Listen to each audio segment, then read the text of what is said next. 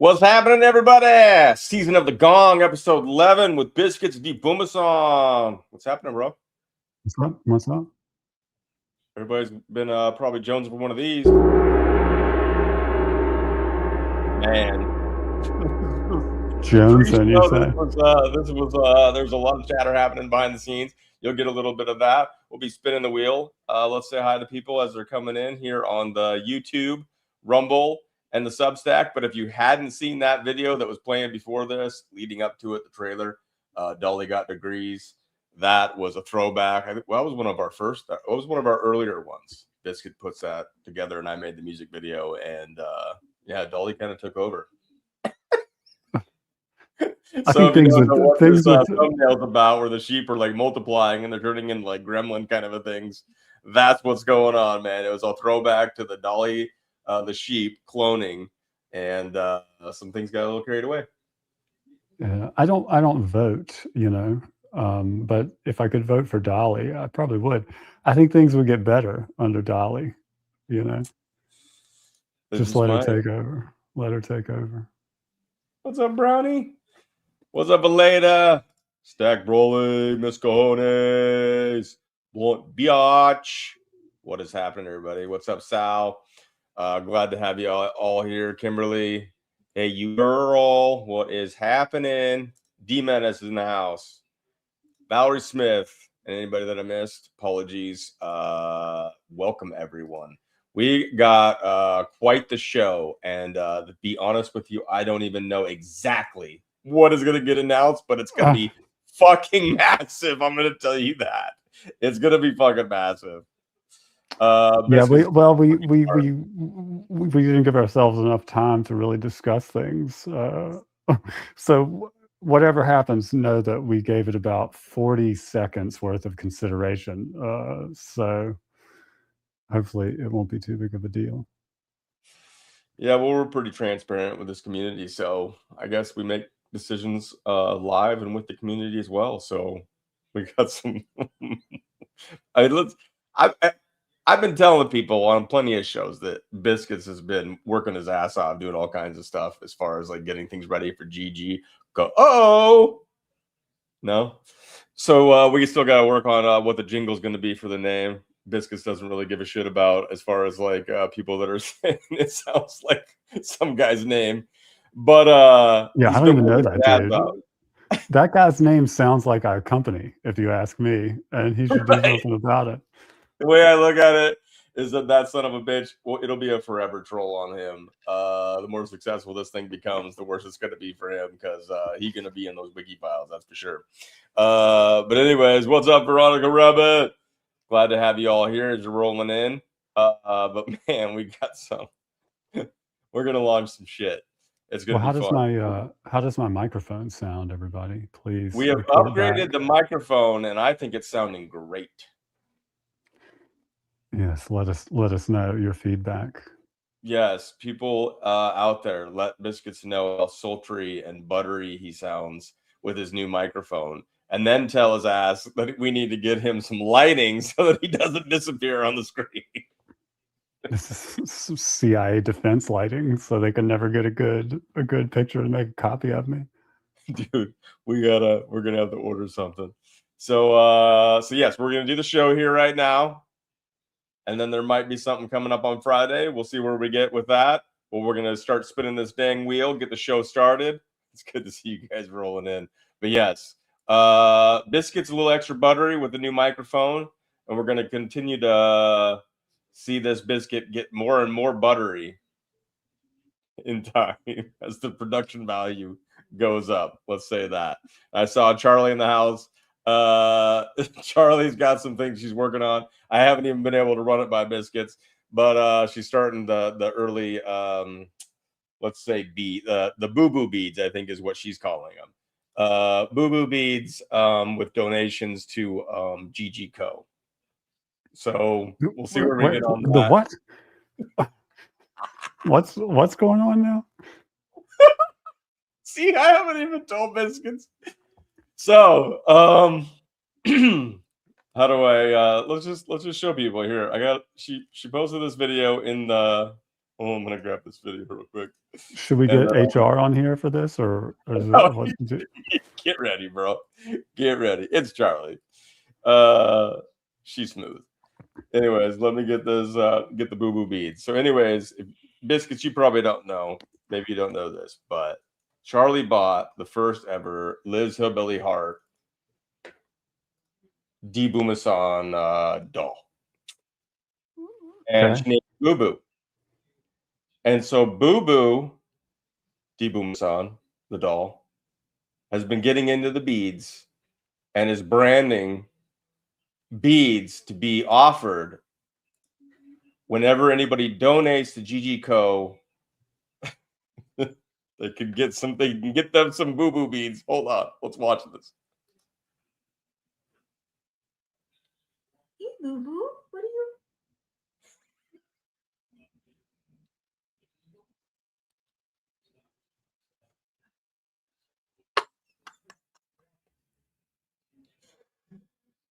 Oh. So anyways, for a So while this is now, I've been talking about the Internet of Booty Beads, Booma's Internet of Booty Beads, which started out as beard beads and has evolved into the prototype idea that we need to get our asses disconnected from the cloud, and therefore we need some booty beads to disconnect our asses from the clouds. And Boo Boo here has started the process of gathering beads. But the idea is well, it's that in organizing beads also. Those beads were gathered and then subsequently very well yes, organized. So Boo Boo has been putting them in like one looks like fire, like heart fire, the heart fire kind of colors going up into the thing, and then there's some that are blue and the various things or whatnot. And then you can get yourself some if you want to call them Booma Bumholio beads, go for it. But she's offered that anybody that donates to GG Co can get themselves some boo boo beads and be the first ever. He's a busy little bastard. is there nothing else that people do with beads apart from shove them up their ass? I mean, what is going on? You know, it's Hey, not like man. a bead. It's not like a bead is not some single utility thing. I mean, it was a bead for other things before it ever became a bead for that, right? I But we're in assume. different times, man. We're there connecting our Yeah. asses to the cloud. And so in So order you're to get disconnected, this is just the early like idea phase of the yeah. internet, Booma's Internet of Booty Beads. And Boo Boo is stepping up to bring that first idea to life. And Right. eventually they will be made of something that disconnects our asses from the clouds once we figure out that part, which would probably need a Biscuits in order to figure out. A Biscuits and a Sabrina Wallace need to get together, and those two minds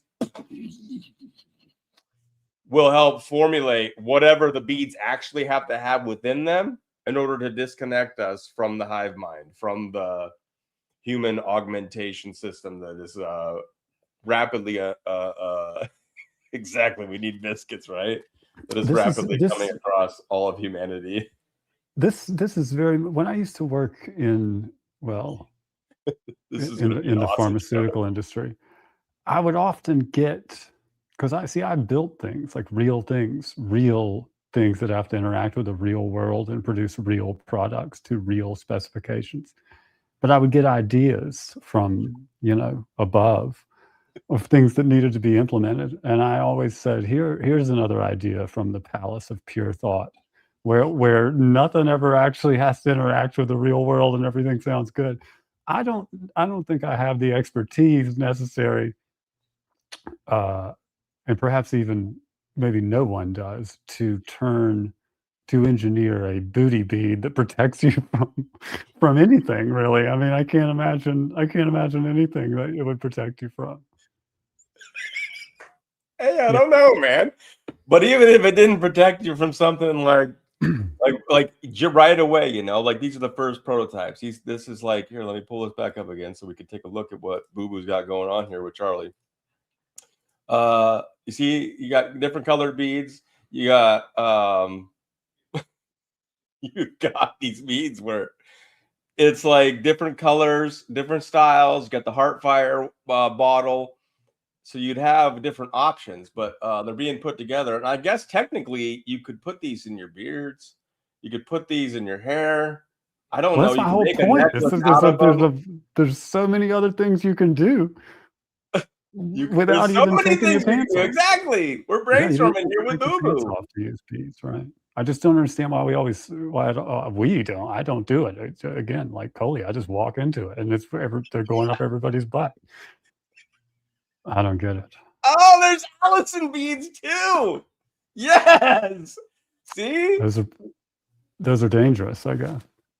So literally, Charley right now, and we'll work it out. And we appreciate it. We'll have to consult with HR or whatever that is for GG Co, whatever it is, and then decide. But if people donate, and anybody that donates in any way, shape, or form to this broadcast, it always goes to GG Co no matter what. But if you want to get in on these Boo Boo beads, and you add a little extra spice to the donation, perhaps you'll also receive some of the early Boo Boo beads from Charley. There's even painfully beautiful beads. Wasn't there some sketch comedy about ass pennies? Do you remember that? I hope there is, because that sounds great. Oh, there is. There absolutely is. It's like whatever. I'm not going to get it. I don't remember where it was from, but. Well, if you find that, then you can add it to the wheel real quick while we're spinning the wheel. That right before we went on, I started laughing, and then you're like, "What?" And I said, "Stuff's coming at me." That's what was coming at me. Yeah, no wonder you seem confused and distracted at the same time, because that's because you was asking me about something that I still don't fully know, but I don't know if my mind's engaged enough, because the Boo Boo beads really fucking threw me off when I saw Charley's message on Telegram. Yeah, I mean, honestly, that's I'm sure, what is the word that I'm looking for? It's an unsettling image. That little guy with the little beads, the whole thing is very weird. It looks like something out of kind of a horror movie type situation. Dude, there's been all kinds. See, if you're on the Telegram chat and you're in there with all of us, like Charley and whatnot, Biscuits ain't there, but Charley and a bunch of us are, and Charley's got all these videos and or pictures, and there's one where it looks like her little doggy. One of them is about ready to grab Boo Boo, and just let him have it. Let him have it, yeah. Yeah, because he's getting out of control. Boo Boo's getting a little out of control. It sounds like. Well, it's an impressive voodoo doll for sure. Oh, he's wholesome, Biscuits. Okay, I can't play too much in the chat because I'm cracking up. I can't. I don't even know what's going on. All I do know is that it's the season of the. We got, like I said, man. This was just like. I think everything about this show is going to be off the cuff, like in the moment, and you're going to experience it with us. And some stuff I didn't expect either. But yes, let's see. We're going to combine synergy beads. We'll have biscuit beads. We'll have all kinds. And yes, Biscuits, you're a part of this. You can't get out of it. There's nothing you can do about it. That's what happens when you partner with moi and my crowd. Anyway, if that's the worst that happens, I'll be all right with it. Right. Welcome, Michelle. All right, let's get to it. Let's give you one more of these. Let's spin this wheel. And we'll take a little look-see here. What you guys should really look forward to, once again, is this little GG Co. Yeah, Boo Boo. Sorry, not Voodoo. Boo Boo. I know, Voodoo. It's Boo Boo. Very wholesome. So you guys are going to look forward to this, I'm just going to say. And I don't know, who knows when it's going to land, but who knows what it's even going to be. I think I'm still confused. Yep, I'm confused too. Let's spin this bad boy. We'll see what happens. We're just going to have a lot of fun as much as possible, and some of this will be a surprise. Well, do you think it's going to land first or last? It lands first. It's going to be so awkward. Oh, look at this! Good. Right. We'll take a Sabrina Says with a little urine in the background. That's a good way to start any show. So when we land on GG Co, and maybe we'll figure things out as we go here, but if it lands early, it's gonna be a scramble. Well, these things happen. What do we do? I don't know what's happening. What's happening? All right, let me see. Let me get this pulled up on the screen and then find the volume button on these fun little shorts, how they do it. All right, finally pulled up. Here we go. Looks like from a firewall chat, elucidating the elementals gathering. Let's check this out. This is Sabrina Says. I'm going to be a little crass here, but the amount of people doing these jobs, that's still very solid. But they want you spinning in rabbit holes and constantly fighting over stupid shit, distracted and afraid, rather than dealing with your own environment. And that's, once again, where everybody should be, what you can control in your own environment. Yep. Like my husband just said, taking agency. So now that I know at a much deeper level where a lot of folks are coming from, and also, one more thing, the funny thing, they're like, she's so nice in person, but she seems so angry online. There is absolutely no excuse to continue lying to people about how under the skin they are, because it is cruel, absolutely sadistic. If you can't read the Congressional Archive, there's something wrong. I mean, it's very simple. Your body is electrical, and the MAC IDs are specifically designed to speak with and communicate back and forth with your peripheral nervous system. It's not hard. It's just ugly. And I've said that all 4 years online. It's not hard to understand. It's just ugly. I'm going to be a little crass here, but Jobs all the time. Well, I think, this is the thing that I guess it's easier to recognize when someone else is doing it, because, Sabrina's a very intelligent woman. And she also, beyond that, I think has, like an above average reading comprehension and the ability to read and extrapolate and then convey information. So I think people that have that often project that same ability onto other people. I mean, I know I do it sometimes, and it causes me to have like higher expectations than I should, maybe. So it is not hard to understand, but it's hard to organize the materials from which it can be understood in a way that I think people who don't have the skills and intellect that somebody like Sabrina does can consume them, And I think that's like with the PDFs and everything that you guys do on your various channels, I think are sort of, everybody's working towards trying to get to that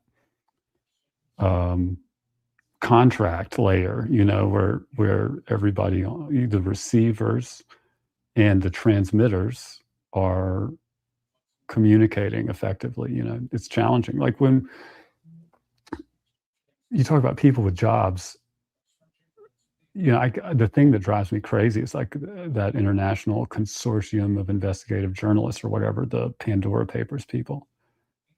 Because, I went to that website a few times when I was trying to build a wiki, and it's such a piece of crap. Like you just can't find anything. I mean, the challenge rate is high because all of those companies and names and stuff are meant to obscure things. So it's not like you're going to be able to read the whole paper trail, but it's just organized in such a way where even for someone like Sabrina or myself, who is confident in their abilities to read and understand, just utilizing it is such a challenge. Because it's not meant to be user friendly. It's meant to basically exhaust the user's energy, I think. You know what I mean? I mean, maybe you're charged up, but reading 1.7 million pages of PDFs you got to be real charged up to get into that, because it's going to take a while. So, I mean, I think a lot of this stuff they put out enough in such a way that it's like so exhausting to utilize, that it just saps people's energy. And then once that energy is sapped and they're like, well, the only way to investigate this stuff or to understand this stuff is to do something that's so exhausting and so fruitless, like digging through the Pandora papers or whatever. Right. They did the same thing with the Epstein files and all that. Right. You could waste your whole life and never get to the point, you know, and never really connect anything that actually matters in practice in your day-to-day life. And I think that's one of the problems, like with the Epstein thing. It's like, in a lot of ways, people can't connect the dots in between the things that are wrong on a day-to-day basis that they're surviving in their life to the implications of, or they can't make a causal connection to the fact that shit like what Epstein was doing and everybody that's connected to him is getting away with isn't punished. Like, people don't think my gas prices are high because there's a blackmail economy, you know? But in truth, those things are definitely connected. And it's just very, very challenging to draw the lines and connect the dots. And part of what all of those people that have jobs that Sabrina's talking about are doing, whether they know it or not. And I mean, I think in a lot of cases, it's possible that they don't really understand that's what they're doing. Their job is to basically make connecting those dots impossible, to create noise and to essentially stop people from, well, just make the challenge rate so high that it's very unlikely that average people who have to work and take care of their kids and do this and that, but do care, they just don't have the bandwidth to, you know, deal with the frustrations of putting all this shit together. And when you can't put it together, really, it's hard to go out and say, when someone disagrees with you or when someone doesn't understand, if you can't really be sure, it's hard to say, well, I know this because, you know, the news says everything's a lie, basically. So there's nothing to really reference. You got to either know from having put it all together, or you can't really make the claim. And I mean, that's one of the things that we're going to try to solve, or at least not solve necessarily, but try to alleviate. Right. And so when we talk about what we're doing with Greatest Game Company and what we're headed towards, you guys will find out some stuff tonight. Part of what we've already shown in some shows is the Wiki files. These files where Biscuits has compiled a lot of information into a space and then connected it in a way that hopefully makes researching in this stuff easier to see the connections, and then gives it tier 1, tier 2, tier 3 kind of a thing, where some of it's solidified, some of it's, you know, next level as to the connections and yada yada yada. So hopefully it'll make it easier. So trying to do that is not easy. So especially when the government dumps all this crap on you, where half of it's 75% of it's redacted.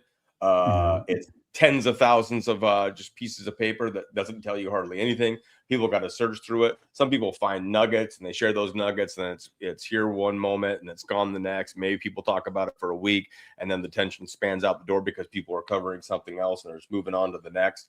It's tough to convey this stuff. And the thing with Sabrina, it's the same thing when she's trying to share her information. Everybody's got their opinion about how she should do it. Everybody thinks that they know how she should do it. She's done whiteboards where she's got them in the background. She's putting stuff together and showing the connections. She's done stuff where she's walked through PDFs and literally just read white papers to people. And then she's done videos where she just goes on and she just goes off the cuff and she just tells people what's on her mind based on all the information she's taken in. And no one, and then there's always whiners, bunch of it probably trolls and people that are just trying to aggravate, be retarded. But it's hard to take all the information out there and put it into a way where we can wake up more people to what's going on, or at least give them a tool, or give you a tool to be able to say, hey, to your friend that won't listen to you, or your family member that won't take anything you say seriously, and hopefully give you something where they can look at it, or even if it's just entertaining them for a little bit, and then they start to see some things that they question, or to look at the research and be like, once you learn how to use the tools, show them what the heck's going on in their corrupt ass world. So that was a great one to start with, because that's one of the problems that this whole thing that we are setting out to do is directly trying to solve. It's the same thing that Sabrina's doing, the synergists, and trying to get this information. How do you get it in people's hands in a way that's digestible? Everybody learns differently. Well, if you have different modes and different ways of doing it, whether it's entertainment, music, some of the stuff that we've been trying here on this channel, and some of the stuff that you're going to see coming forward with the Greatest Game Company, that's what we're going to do. And so I can't wait for you guys to see what we're going to show you here a little bit later. But that was a great one to start with, because that is the struggle all the time, is people want bullet points, or they want something simple, or they want like the magic pill, and they want the easy answer, and it's not necessarily easy. But when you have community and people working together, and then you have tools like what Biscuits has put together, it should alleviate some of the stress that comes with trying to talk to people about this stuff that's going on. So I'm excited. I'm going to answer Pablo's question here, if you don't mind. I guess, yeah, I do think WikiLeaks got compromised. I mean, I remember like when Julian Assange's first insurance drop, which was like honestly, it was like a 6 gigabyte file or something like that. Like you could download the first one, although it was a big pain in the ass back then, because not everybody had, I certainly didn't have a fast connection when I did it. It took like days. And then it went down, and then it came back up, and the insurance file that was there had a different hash. So, so it was like a different file, or it was from a different encryption event at the very least. But when you look at everything, and like stuff happens like that a lot, I think, where there's like this quick switch that occurs, where things get compromised so fast that you couldn't, without information that's not available on any public surface, you couldn't really make an assertion that it was compromised. And I think that's happened with a lot of stuff. I think it happened with WikiLeaks, probably. And maybe some other things, But look at what we've covered with McAfee and stuff. It's hard to tell what really happened all there or whatnot, but he seemed to have some information, and then now he's gone. But is he? I don't know. What's going on with some of that stuff? Some stuff's the way that they are able to use their psyops and use all their technology and their players and their jobs in order to make the playing field seem murky to the normal citizen, with just basic means or limited time. It's a tough fight that we're in, but we're going to do our best. So limited. Go ahead. Sorry, I was going to say limited time is a thing, dude. Because I will tell you, like, I've spent an obscene amount of time working on this thing in the past 40 days, on that wiki thing. It is hard to extract bulk information off of the internet. It was actually pretty surprising to me, because like in my recollection, there was sort of a golden age of the internet where it was just better. I don't know. I could describe it in a lot of ways that maybe won't really, and I'm sure it was awful then, it's just, I wasn't at a level where I really understood, but the faster internet connection got, it seems like the worse the internet got in a lot of ways. It's sort of like target saturation, and it's just so much noise, and there's so much redaction and stuff. It's rough. So it's been a frustrating thing, even to build it just from ClearNet available information. So the amount of time that like an average person would have to put into it, considering that like I said, I downloaded the first 6 gigabyte WikiLeaks insurance file, which was like 14 years ago. You know what I mean? Like, so I've not that I always knew what was going on, but I've always been, or for a very long time, since, a few years after 9/11, I've focused a lot of my free time on trying to, figure out what's going on with all of this shit. And somebody that's coming into it just totally like fresh or whatever, I could see it being impossible, essentially. Impossible. I don't think that's a hyperbolic word to use. Sure. And I agree. They're changing things, deleting the internet. They change history right before our eyes in a lot of ways, I do believe. this thing that I'm dealing with. And then Biscuits, thank you again for the information on what's helped with Chip.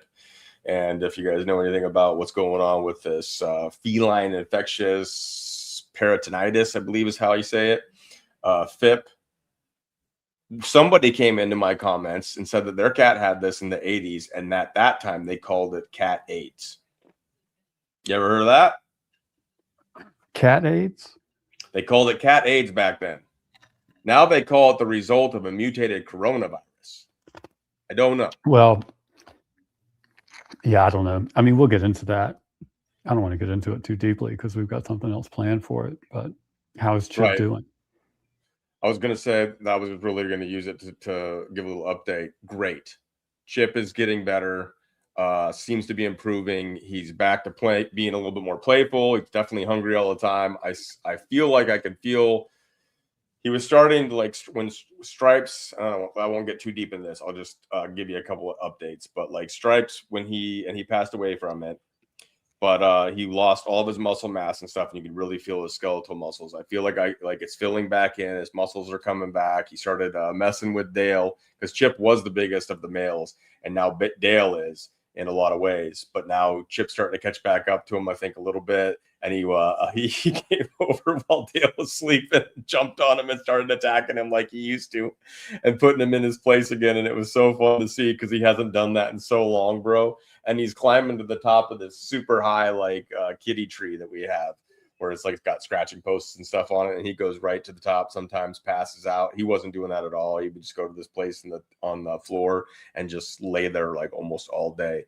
Chip is getting better. I'll give updates periodically or whatnot. So I wanted to thank you again because I didn't know about some of this stuff. We'll go into the technicals like I've said on some of the videos that I put out about it.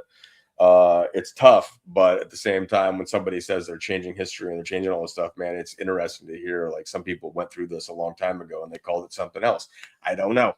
It is what it is. But yes, great news about Chip. Pray that it keeps going that way, and then I'll give you guys a full update. And then Biscuits and I plan on doing a show, and then we'll have more information as we see how Chip does on this medication. But he's doing well so far. We're like on day 7 of 84. So yeah, I would say about a week. About a week was when I really started seeing improvement in the one test case that I'm familiar with. So that's a good sign, dude. Just, what you got to do. Stay vigilant with the timing and stuff. Yes. Yep. And we're doing that. So anyways, lots of stuff to talk about. We got into some of the jobs, some of the stuff about as far as like disseminating some of this information, and then seeing it evolve or change or be manipulated, and then be represented to us on the internet and stuff, the way that the communities that have been following this stuff for a while, it's crazy to think that's this same thing that I'm dealing with now that's called from a mutated coronavirus was called cat AIDS. Whether that's true or not, I don't know, but that was the claim a lady claimed when she had a cat back in the 80s. They went through something just like that. So let's get back to the wheel. Keep this thing rolling. The Gong event wheel. All right, let's see what we get this time.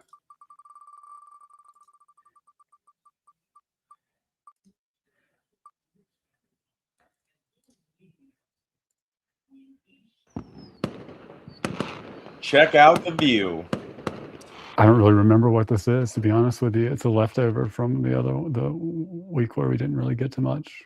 Okay. So it should be exciting for everybody, or at least me. Why am I getting commercials? Hold on one second. I'll let that commercial play. Strange. I shouldn't have any commercials on here. Isn't that strange? All right. Let me pull this up. And that's why. I know why that is. But I will say that. I can guess why. You know why. Because Yeah. I was on a different account, if you will. All right. Let's check this out.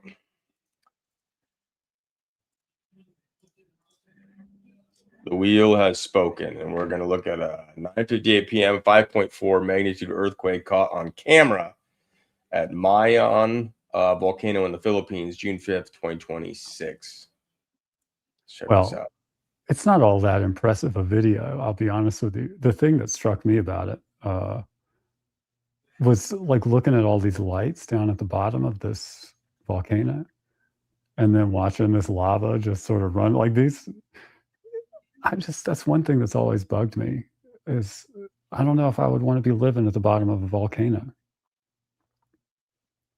You know? Like this is just, How long had it been since this thing went off? Even if it had not gone off in a long time, yeah, who wants to live at the bottom of a potentially active volcano at some point?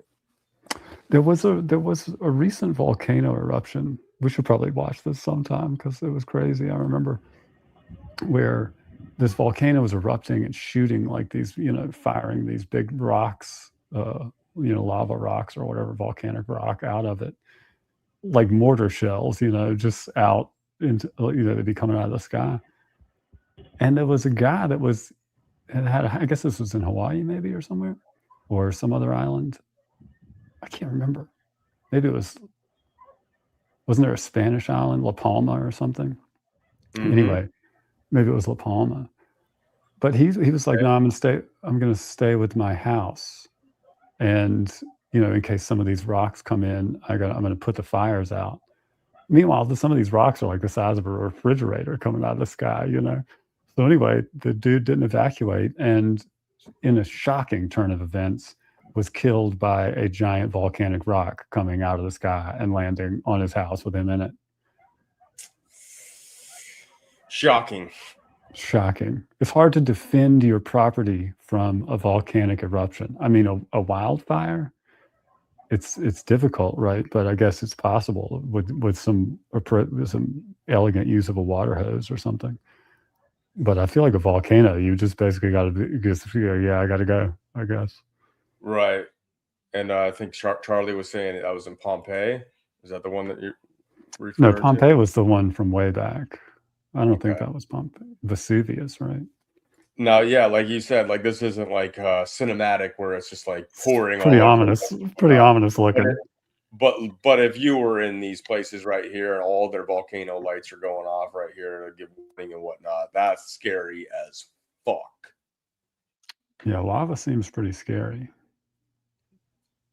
But I guess there's been a bunch of earthquakes and stuff since that, right?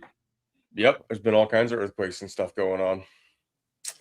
Lots of that kind of crap. I don't want to live in places like that, but again, I am here in central Missouri where apparently it's what is it? Which fault line am I on? I don't know, but they always talk about this one possibly going, and this one would be the one that would cut the United States in half. Mm. I think it starts with an S, but I can't remember it right now. If anybody knows it, put it in the comments. But I'm supposedly along a line here where I would either be like right on the coast of a new like huge river going into the ocean, or I would be wiped away. Who freaking knows? I guess I've been through 2 earthquakes that were so tiny I didn't feel them, which is disappointing. The New Madrid. For some reason, I was thinking San Andreas fault, but that's the one out in San Francisco. Whatever. Yeah, that's the big one in San Francisco that they've also talked about possibly having issues with some of the volcanoes that are some of the earthquakes that are going on right now. The worry is that some of that stuff could trigger the San Andreas one, but I'm along the New Madrid one here in Missouri. Yep, you guys got it. Thank you. Yeah, you're gonna have to vamp for like 2 minutes. I gotta use the restroom real quick. Yeah, you do that. We're gonna talk about booty beads. Of course. Only reason I brought that up is because I know Liz is in the background, maybe cooking or in and out of cooking or something like that. But Liz, we were showing off Boo Boo, which is the first doll that you made that Charley got. And Boo Boo's been making some Boo Boo beads, just so you know. And I hope you're laughing as you're listening to this, and I hope you hear me. But we were showcasing that. And while Biscuits is gone, I mean, why not pull it back up? Because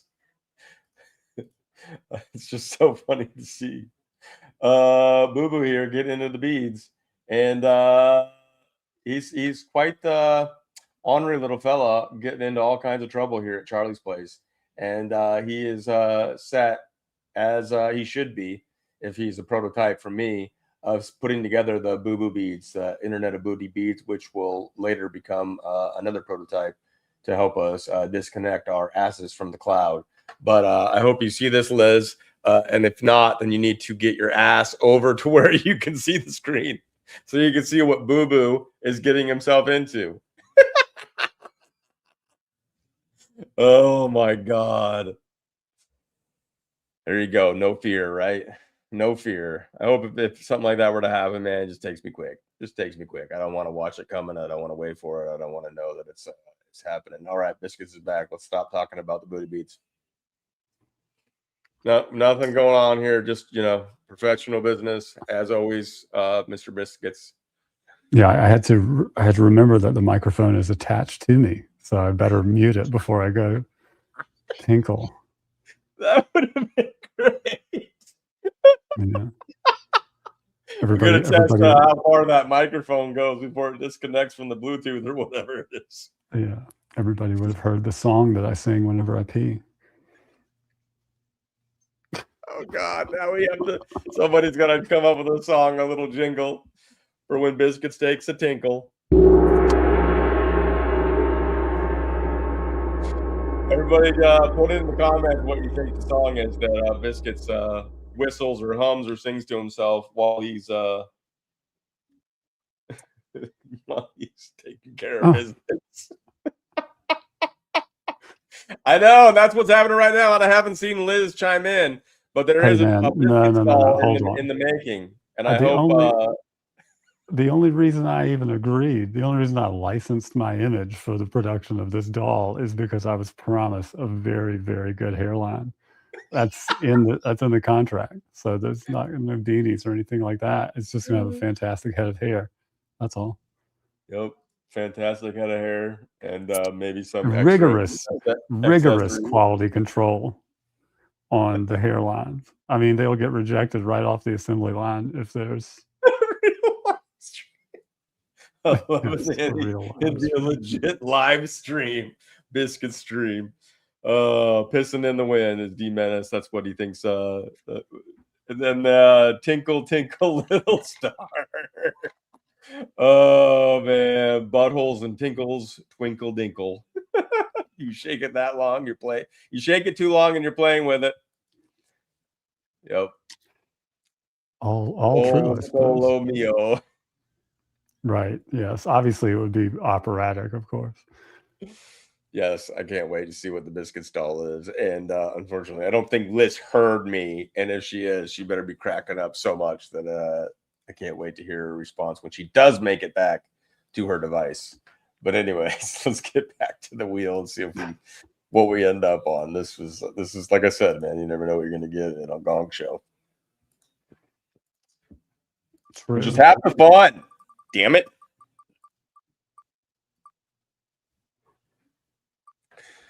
Tip of the spear. Yeah, this one's kind of, I don't know. This one's kind of dark, I guess. But I saw this and I was like, damn, that's messed up.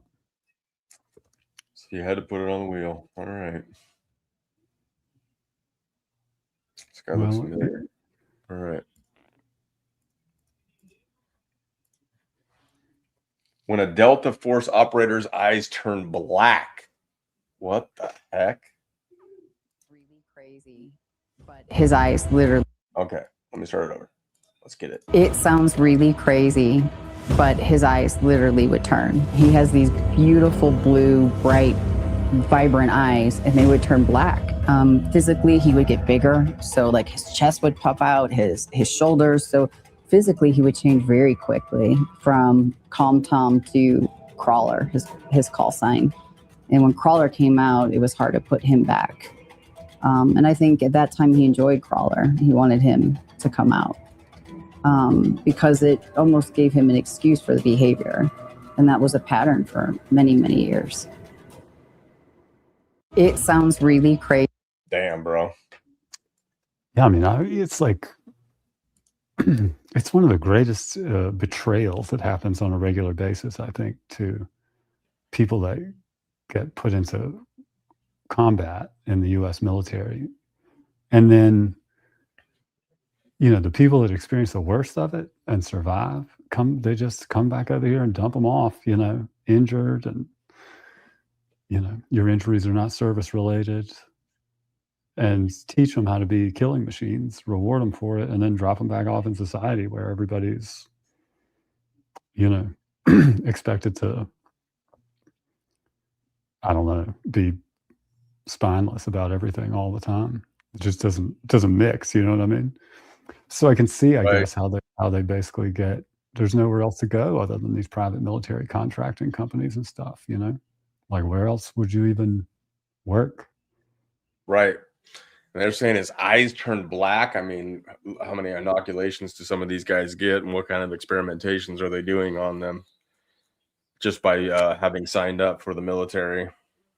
Well, I think like in America, the human experience is so watered down into the corporate America experience that often people don't even really register that the human face and body language can carry such dense information. And when you see somebody that, you know, shifts instantly into what is effectively a very dangerous mode of being a human, which exists. I mean, you know, when people get adrenaline and people get in life or death situations, there are people that will turn into dangerous individuals, or Right. better or worse, right? I mean, whatever. And somebody that's been through real combat like that, I mean, they have to be dangerous to survive.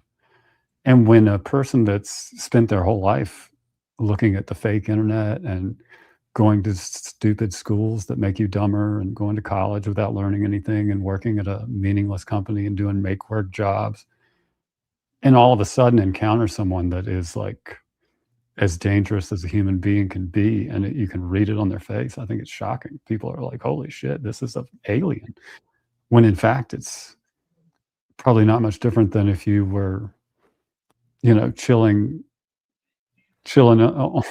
in England back when the Vikings raided, you know what I mean? And you see 100 Right. of these dudes coming running over the hill at you, like, they don't even look human, you know what I mean? They probably look like demons. Right. Well, that's the other thing that's interesting about this whole situation in America, is that it wasn't that long ago before there were world wars and shit was really popping off. And you got Pearl Harbor, you know, the whole, you can talk about the setup and all that kind of stuff, but regardless, like legit, like people dying on our soil, those kinds of things happen. But most of the generations now, at least the younger generations that are kind of running the show, doing the jobs and all that kind of stuff, have no concept of it actually boiling over onto our soil or being an issue. People don't wake up here thinking that they're going to be bombed or attacked or shot in the street or anything like that. And you never know what's going to freaking happen, man.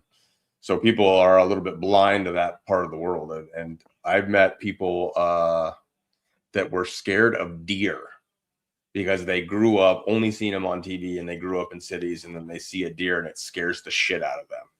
Well, a deer, I mean, listen, a deer will fuck you up. You know what I mean? If you let it. Yeah, right? I mean, every wild animal you should be a little bit leery of, because that's the thing, though. A human has that same mode. I mean, that's what I'm talking Right. about. Deer seem, you know, they'll run away and whatnot, but like every now and then you see people that do something stupid, like cover themselves in doe urine or something like that. Yeah, because in they a think it's funny. situation, right? And realize real quick that a deer with hooves and antlers will whip your ass. I mean, Yep. you know, a lot of wild animals are like that. I mean, a house cat is like that. Like you don't want to get a house cat into that mode when you're like trapped in a small bathroom or something with them, because they'll fuck you up too. Oh yeah.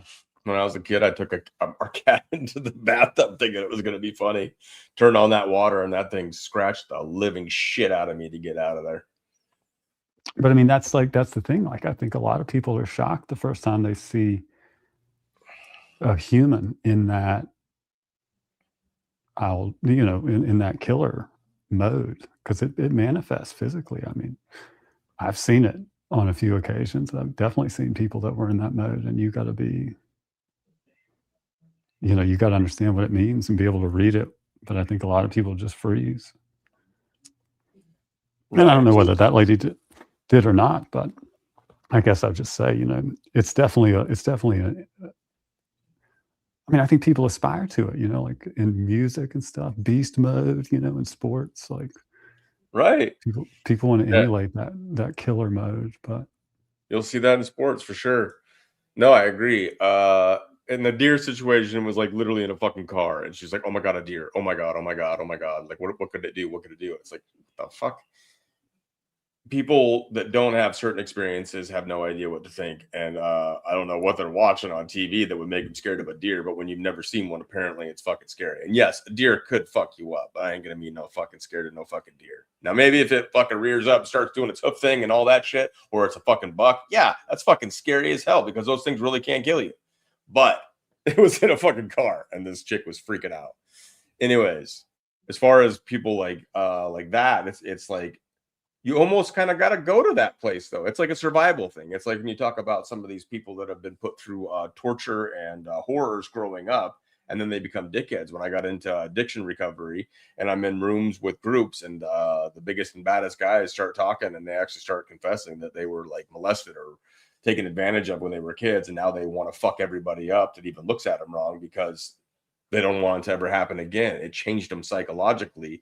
And then they do someone mentioned the 0 to 100 people are scary. Yeah, well, a lot of them have been through some shit that causes them, like, there was another kid that I was around where it was like whenever he fell asleep, no one wanted to wake him up, because when he wakes up swinging, because he had older brothers that always like fuck with him, like in really bad ways.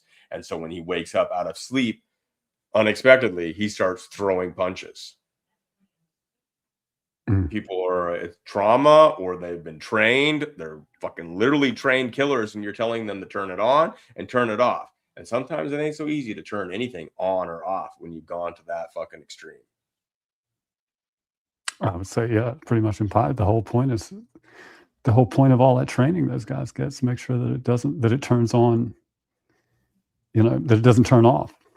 Right. Basically. Well, then the other worry is Manchurian candidates, where how many people, just in the regular lives that don't ever show aggression have it in them to where all they need is a trigger word, or all they need is like whatever frequency, and all of a sudden. Oh yeah, well, that was an old Operation Red Mist in Africa, where they tested frequency weapons on group, crowds of people to turn them violent, basically. Yep. Some crazy shit in this world, bro. Zombie apocalypse. Yep.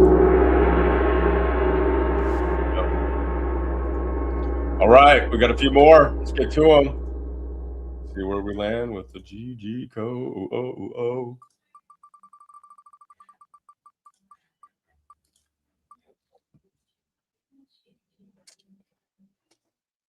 There's no line. Men and women's sports is something that is such a great thing that it's part of the reality that we live in, eh? Well, this is a bit of a different take, because what I'm about to show you right now is apparently a sport, but I will suggest to you that it falls into a very, very rare category of sport, the likes of which basically only beach volleyball currently exists in, which is where the women's version is much, much better than the men's version. And this sport, I'm petitioning Americans everywhere to get us this sport, but the women's version. That's what I want to see. You want to see the women's version of this? Of this, yes. The men's version I find repugnant. But also, you think it's more fitting for a women's sport? This is a women's sport. This could be the premier women's sport vehicle. This could be the thing that the WNBA was supposed to be, which is, of course, popular. That's what I mean by that. I started watching a couple of videos of the WNBA, and they're getting in lots of fights now. I guess that's like hockey, where they're trying to bring people to watch the fights instead of the actual basketball now. That's how desperate they're getting. But let's check this out and see what he's talking about. But these are both biological males, right? Well, these are, yes. This is just an example of the sport, which should obviously be a women's sport. Going for Frank's tummy. Oh my gosh. Oh! Frank Frank the Tank. Charley. Wow. He's going for Frank's tummy. Oh my. Now I know what you're going to. Yeah, it's a real thing. Because I mean, did this just start because like there's a craze out there with the slap boxing or whatever they call it, and I don't Yeah, like it. I think There's this no is. defense. I think this is to slap the slap fight where they slap each other in the face. Yes. I think this is to slap fighting what pickleball is to tennis. You know what I mean? This is for people that are like, listen, do I want to be in competitive slapping? Yes. Do I want to get brain damage from competitive slapping? No. This is the sport for those people, for that small set of people. And I just say, this sucks. But if it was women, I think it would be popular. You can't slap the titties though, bro. It's got to be. Well, Those lines got to move a little bit. what do you mean? That would be. I mean, women. What do you think? Boobs off limits. Ear wrestling. No, I think you're hamstringing the whole sport if you start putting rules like that in. Titty slapping. Yes, that's the question, right? Do you allow titty Now, slapping? imagine the slow motion replays is what I'm saying. to Slow you. motion replays on that. Yeah. These got a point there. Y'all like boob slapping. Yeah, maybe that's just a sport. It's just called boob slapping, where women get open-handed. All right, no punching. Well, yeah, there's got to be way some. too We're far. not barbarians, obviously. I mean, yes, of course, open-handed. Not a sport for you. Not a sport for you. You would take it to the MMA level because you. Oh man. All right, we only got two more. Yeah, that's true. There are more real boobs in the men's version than there would be in the women's these days, I guess. Excellent. So we'll finish with the grand finale. But this is Bonsai Deer. And it's just so funny that I brought up deer earlier. Yeah, this one actually weirded me out. I didn't realize this was true when I saw this. Very, very, very, very strange bit of data here. All right. Deer antlers have memory and nobody knows why. What the fuck? If you take a deer and you take a knife and you etch one particular location on the branch structure, it makes a little callus, the bone heals. That year, the whole thing falls off, so it's gone. Next year, new antler rack comes up. They have an ectopic branch at the location where you made the damage. Amazing. First of all, it has to remember where in the branch structure the damage was. Then the whole thing falls off anyway, so you can't store it locally. It has to be where? In the scalp, somewhere else in the rest of the body. That has to be imprinted onto the new bone cells so that, okay, when you 2 centimeters forward, when you get there, take a right, like an extra branch. So I was writing about this stuff and I got a letter from volcanic and he said, I have 35 years worth of these antlers in my garage and I need to get rid of them. Do you want the antlers? I said, I sure as hell do. And he sent me 13 big boxes of antlers. Every antler meticulously labeled, the name of the deer. We had them CAT scanned at the vet school. No one's ever going to be able to do this again. You're never going to get money and you don't have time. A single experiment is at least 10 years. The standard tools that we have for explaining outcomes in morphogenesis are not amenable to this. We don't have the right tools yet. If you take a deer and Wow. That is interesting. Pretty crazy, right? I didn't know that. Which is interesting because I mean they always, when during the mating season the males will fight or whatever, so you wonder if that's right. Make them a better fighter or whatever over time if they survive it, because sometimes they'll fight to the fucking death over a female, of course. Well, that would be the sort of explanation for how that would emerge genetically, right? It's like when you if your antlers are getting damaged in certain places, you would need to build something to support those places, right?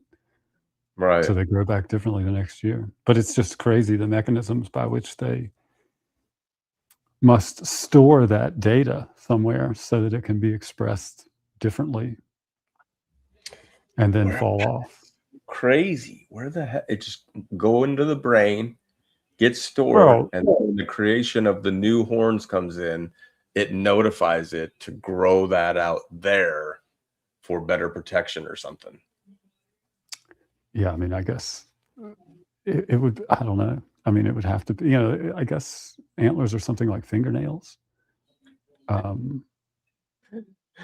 Only Hillbilly Heart talks hillbilly on her phone. You got food on your hands, don't you? You're trying to type this stuff. So Hillbilly Heart would know, her husband being a trapper, and then them knowing a lot more about wildlife. But I had no idea about this. Yeah, I thought it was pretty crazy. Right. So even when they lose their antlers and then the antlers come back, you can still identify the buck over the years. Wow. And yes, avocado. I was on your hands. I knew it. You didn't hear the boo-boo beads earlier, did you? Well, I'm not repeating it because we've had 2 sessions now of the booty beads. So we want Biscuits to feel comfortable here, like he's in a safe place, which I don't know if he ever feels like he's in a completely safe place here, but we're trying. I don't really know I don't understand how safety applies to a lot of the places. Booty beads, bro. Yeah, that made me feel unsafe, frankly. Right. You might wake up with boo-boo in your room with some beads in hand. Then I would know I'm unsafe. If the moment that I see that doll in person, I will know that things are bad. There won't be a long, drawn out horror movie type getting the evidence situation for me. When I see that doll, I will know that it's time to escape. So we need to order. Someone needs to pay Liz for a doll with beads in hand. Get it to me, and I will get it to Biscuits. By that time, Biscuits will have forgot about it because he spends so much time doing other more important shit. But it will show up, and it'll be there as he forgets about it, beads in hand, to give him nightmares. I won't forget about it, but at least I'll be prepared for it if it comes through the mail. I mean, I'm saying if it just appears, you know. I don't know. We'll come up with something, man. Mail I'll figure it out. Mail biscuits, please. Definitely. Yes. Well, I need some more assistance here as we grow the prototype. But Boo Boo is starting the trend. I thought there was another lady that was in my comments. I can't remember which one of you it was, or if she bailed on this whole thing. But it was somebody said that they're working on some booty beads, and I was looking forward to seeing what they came up with. And now Boo Boo has stepped up with Charley. He creepsies and crawlsies in the nightsies. That's typical. Dragging. Yeah. That's very, very typical behavior for a menacing little doll. It's just giggles and scurries about. And he's just got a string of beads that he just drags and drags and drags. Oh my God, I see a skit coming together here pretty soon. He's dragging beads around like Jacob Marley from Christmas Carol. Once we get the Biscuits doll out there, whoever buys Biscuits, and we first get those first pictures of Liz's creation of the Biscuits doll, I need great photos of those, and I'm going to take them into my programs, and there will be new sketches involved. And it will be Boo Boo hunting down the Biscuits doll to try to get him to receive the beads. It's going to serve me with beads? Yes. Yes. And they'll just show up random places. Yeah. Oh God, I'm so excited now.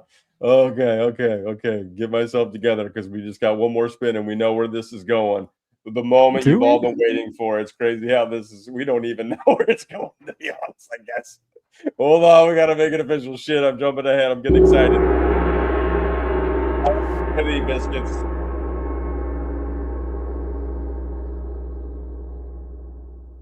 Where's the sound, bro? It's just silent. It played. Oh, the clicking sound. Yeah, no. Right. We have all right. We got the burnt biscuit. We're at the end here. The moment that everybody's been waiting for. Did you see the private chat? Here in StreamYard? Oh, okay. Yeah, I say we show the people. It's time to show the people. Do you want to start with the YouTube thing or the I want to start with the website. Okay.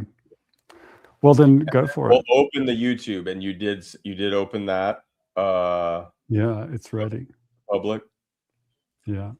Are you guys fucking ready for this shit? So we've, showed some things and done some shows to show like the wiki and whatnot. Oh, you showed up just in time, Sabrina. You guys all get ready. Hillbilly Heart, you can have food all over your hands, but you need to be able to see your screen because we're going to see the very first unveiling of what the website looks like. And it's ready to rock and roll. Now, there's going to be things added, things improved. You as a community have helped create this in a lot of ways, and you will help it move forward. But here we go. Oh, man. Hold on. Let me refresh it so you can see. Satire Veritas, baby. GG Co. How are we looking on the screen here, Biscuits? Let me get this over. It looks good. Yeah, it looks good. Does this not look sexy? All right. So this is greatestgame.co. We'll get this to you. You can read there on the screen. This is talking here. You pull any thread in American Power and you land a few hops from the same place. One membership opens every surface on greatestgame.co. The wiki, the hanged man, which we've shown in previous shows, the arcade, look forward to that, and every surface still to come. And members earn 17% off everything beyond the site. And that's just kind of a funny thing that he picked 17 as the percentage off. But here you go. We won't read everything to you, but you can see it here on the screen that we are launching the freaking website for you right now. And I literally didn't know we were going to do this until like 5 minutes till showtime. But here we are. So I want to show you. This is where the memberships are, surfaces, or the different things you have access to. You can choose your plan. I'll show you that here in a second. But so I want you guys to know that even if you can't afford to do it right now, there is a wiki demo. So you get a snapshot of the wiki. I'll let you can explain a little bit more, Biscuits, if you want. But then we've seen the Hanged Man demo. You'll have a certain amount of free demos of being able to play the Hangman for free. Yeah, well, the demos are free all the time. They're just a small piece of the actual wiki and the Hangman game. But if you can go back up to the top and click your account, I think page. Yeah, I'll should show be you. able to, like, log back in. And we'll get to this here in a moment. So basically, for the people that have donated already, over the course of the rest of this week, if I've got your email through the donation mechanism, which I think most of them I do, I will send out an email with a link so that you can get your access commensurate with your donation. So I appreciate it, and we're going to make sure that you guys have access. And then, of course, it'll be open for people to subscribe, and we'll go through, once D shares the thing again, once he gets logged in. You're wanting me to show the wiki? Well, just the member page, yeah. Of the one that I just signed up? Yeah. I'll open that up. I wanted to show the roadmap one more time, too. I think I can switch back. Okay, cool. Excellent. I want to show the roadmap real quick because some stuff is live right now. Look forward to a lot more coming. But real quick, I wanted to show this roadmap one more time here because this shows. So you got it set right now for 9/11/26. The arcade expands on your membership. Whale Fall, we mentioned this. So this is going to be a new series, new episodes drop in the members area first. So people are going to have this Whale Fall, which we explained in one of the previous episodes. It might have been the last one. We got a lot of stuff coming, a lot of various things to look forward to. And then there'll be a store, like I said, members, like Biscuits was saying, I guess, as you put this together, the 17% off of the merch. And then look forward to a mysterious project coming in the future. And then as you see here, we'll get to one of these but we're going to have some channels that'll be opening up. But the people that are members will get the first shot at that. And so now here is the account page. Right. So scroll up to the top there. Sorry. Yep. Okay. Yeah. So just click the members section up there at the top. So you can, so people that have donated will get access to this commensurate with the amount they've donated up to, the way we've got our pricing tiered here. And then if you want to sign up, you can sign up and do monthly, annually, or the founder level lifetime membership. And that will get you access to the wiki, to the Hangman, to the arcade, which we're going to premiere very soon, and then expand in September. The way we're going to premiere the arcade, I guess, should we get into that now, or do you want to go? Yeah, you can go ahead and announce that. So we're going to do another show on Friday to premiere the arcade, which will be the first interactive game. Someone requested bingo, I guess, a while ago in one of the chats. I can't really remember who, but I thought that's a great idea because I've always wanted my own permutative steganography emitter, and bingo will be great for that purpose, and it'll also be fun for everybody else. So it's gonna have a live bingo parlor with a live ephemeral chat where you can choose your handle when you sign up, and we don't keep your email, your real name, your credit card information, or anything. There's no login, there's no password and stuff. You get a Stripe, you pay through Stripe if you choose that membership route, and Stripe has your information already, and they keep it. If we're subpoenaed, we could back our way into it, I guess, if we had to. But like if our site gets hacked or something like that, nothing of yours is ever going to be compromised. We don't keep anything like that. And that's part of, like I remember when the internet was good, I mean, I'm sure that it was still compromised on some level or whatever, but it wasn't moderated to oblivion, and it wasn't cached and stored and all your data sold and all that stuff. So we don't ever keep any data like that. We don't ever sell any data like that. We don't even collect anything like that. I mean, if you use this through a proxy or some kind of IP obscuring software, we'll never even know your IP address, and we don't care, and that's fine. And there'll be community chat that sort of runs in the lounge for the arcade, and a variety of different games and stuff that are in various stages of development and will be released over starting in September of this year. The game that's scheduled for release September of next year is a very big project,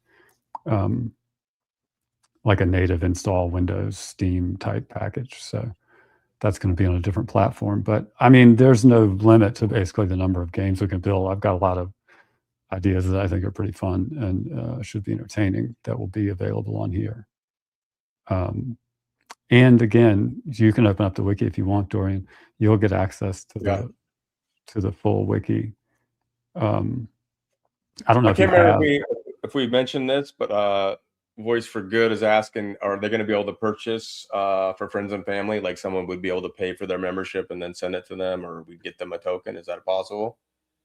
Yes, I think so. I mean, some of those functionalities aren't built in yet, So I mean, this is like layer 0 right here. Right. So we're launching this. I didn't even know we were going to do it today, but Biscuits has freaking got this part of it ready. Know that more stuff will be added. Coley, I just put the link to the website in all 3 platforms, and I pinned it on Rumble and YouTube. So everybody will be able to grab that website and check it out. And now we're going to show you the wiki and what it looks like as a member. Right. And so you'll have access to the demo stuff. And as I said, I'm working on getting these token links out to everyone who has donated so far. That's the next thing on my list, and that'll happen before Friday, hopefully. Right. And if when we started this out, we started about doing this as morally and ethically as possible. So anybody that's donated, you will already get access into it, as opposed to having donated and then having to pay to even get started or whatnot. So we will honor your assistance on helping us get this set up. Everybody that already reached that founder level will have lifetime access, and you can buy lifetime access for basically that same price. I mean, it's a little more expensive because we have to pay Stripe, but of course, anybody that donated less will still get the appropriate duration of access based on what they've donated. Because again, like, we wouldn't have been able to build it without you all, so I appreciate it very much. So this is live on the website now, the wiki, with I think 1,500 and some entries since I added all the presidential pardons in the last batch before uploading it. Yes, he added the presidential pardon, so you can see how many pardons a president gave and all that kind of stuff, on top of the Hunter Biden laptop stuff, Epstein files, and various things right here. So you see how it's when you first come to it, I believe you'll get this view where you see all the different nodes. And if you were to highlight one, and you'll see who it is, Robert Malone, Hawaiian Electric Industries, and then you click this little guy up here, and boom, you have the connections. So you can kind of see the spider web and how they're connected. And then you can grab this in various ways. I think you have it set where you grab one and you start pulling it. Whoever they're connected to, depending on how many connections they actually have, it'll start pulling the dang thing in that direction. If you actually hard click on them, it should show you their associated network. Just click it instead of dragging it. Right. I just wanted to show it. Yeah. I swear, man, for some of you stoners out there, you're probably just going to get in here and have so much fun just messing around with this. I just love how it functions. Well, Anyway, there you go. Yes. Oh, that's a good one to pick. That guy's one of the few politicians that's actually in jail for being a pedophile, I think. So there you go. T1 sources, T2. And there you go. I'll let you talk. Yeah. So all the sourcing and stuff, the validation, when you're talking about tier 1 versus tier 3, like tier 1 is government documents where, like, it's linked directly to DOJ or FBI.gov or some other government website. And that's referenced, and the links will all be there. And then you can click, see how it's lighting up the various networks of these associated. Every tier 1 document, for instance, like the Epstein files, if an organization is mentioned or a person is mentioned in there, then they get a page, and then that page got researched and populated and so on and so forth. So I think there are hundreds more that aren't in this version because they just haven't reached the right pipeline stage to be added. But we've got about 1,520, maybe, plus or minus a few. I can't remember exactly right now. And I think based on the way it's designed right now, I can scale it up to about 8,000. And we will keep adding them as time goes on with new versions and revisions and whatnot. As with everything on the site, we'll keep updating it as time goes on. Right. And this is the dark version. I do everything in dark now, but if you want it on the light version, there's that view. Just so you know, a couple different ideas here. Can you go over this really quick, verify snapshot? Right. Well, all these files, the source links and all of the documents and the references and stuff are, Wikipedia is a sort of live edited thing. If you have that type of permission, you can be a Wikipedia editor, which I don't know. Well, I'm not going to say it because I know what happens when you say bad things about Wikipedia. So I'll just move on. There is always, of course, the possibility that someone could hack this and change the content of the page. So there is a script here that's built in. The page content as I uploaded is snapshot and then cryptographically hashed so that it is byte for byte identical, and you can verify it with this hash. I mean, it's a technical thing. It doesn't really probably mean very much to people, but it just always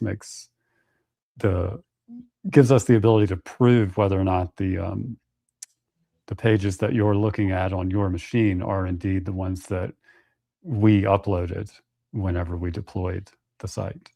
Right. And so look, we've done this with minimal money, and we expect this thing I mean, we're not looking forward to it, but we expect this thing to get fucking attacked like crazy. So, well, yeah, and we that's part. Well, yeah, I don't. Yeah, I mean, I guess it's very likely. I suppose. I mean, it has to be. And to be clear, like, I don't think there's anything anybody that operates any website can do about getting hacked. I mean, you can try and do your best and limit it to, certain skill sets being the ones that are the only ones that can really do anything. But I don't think you can make a website that's 100% secure, which is why I think it's important to accept that and to then avoid putting things that put your users at risk. So that's why this whole site is very de-identified. Our store is on a different site, and that will obviously, because we have tax issues and stuff, we'll have to collect some information there. But it's another vendor. It's a separate data set. And if you want membership to this, you don't have to buy anything from the store, and other than Stripe, which you have to pay, or if you want to go through the donation route and use the links, I think we can do that. But the point of what I'm saying is you're not going to be filling out any information on this site when you go to use it. There's not going to be any record of what you looked at on here, apart from with your ISP, which I can't do anything about. And with respect to like the lounge chat or whatever, it's gone. I mean, you chat, you talk with the people that are online, and once it scrolls up past a certain number of messages, it just is deleted forever. And unless people are in there actively screenshotting it or saving the contents, then it's just gone, just like 4chan, just like the old school chat rooms from back in the day when the internet didn't suck. Gene Christopher Slusser, baby. Bitch boy. So yeah, he's in there, not necessarily because he's a very influential guy, I think, although he does have more connections than you might imagine. But because he was one of the people that came up from the Oracular series, which again, like, I want to remind people, not everybody that's on here, because there's probably 1,000 that have been added since we did that series, if not more. But that was the seed from which all of this stuff grew. You know what I mean? Right.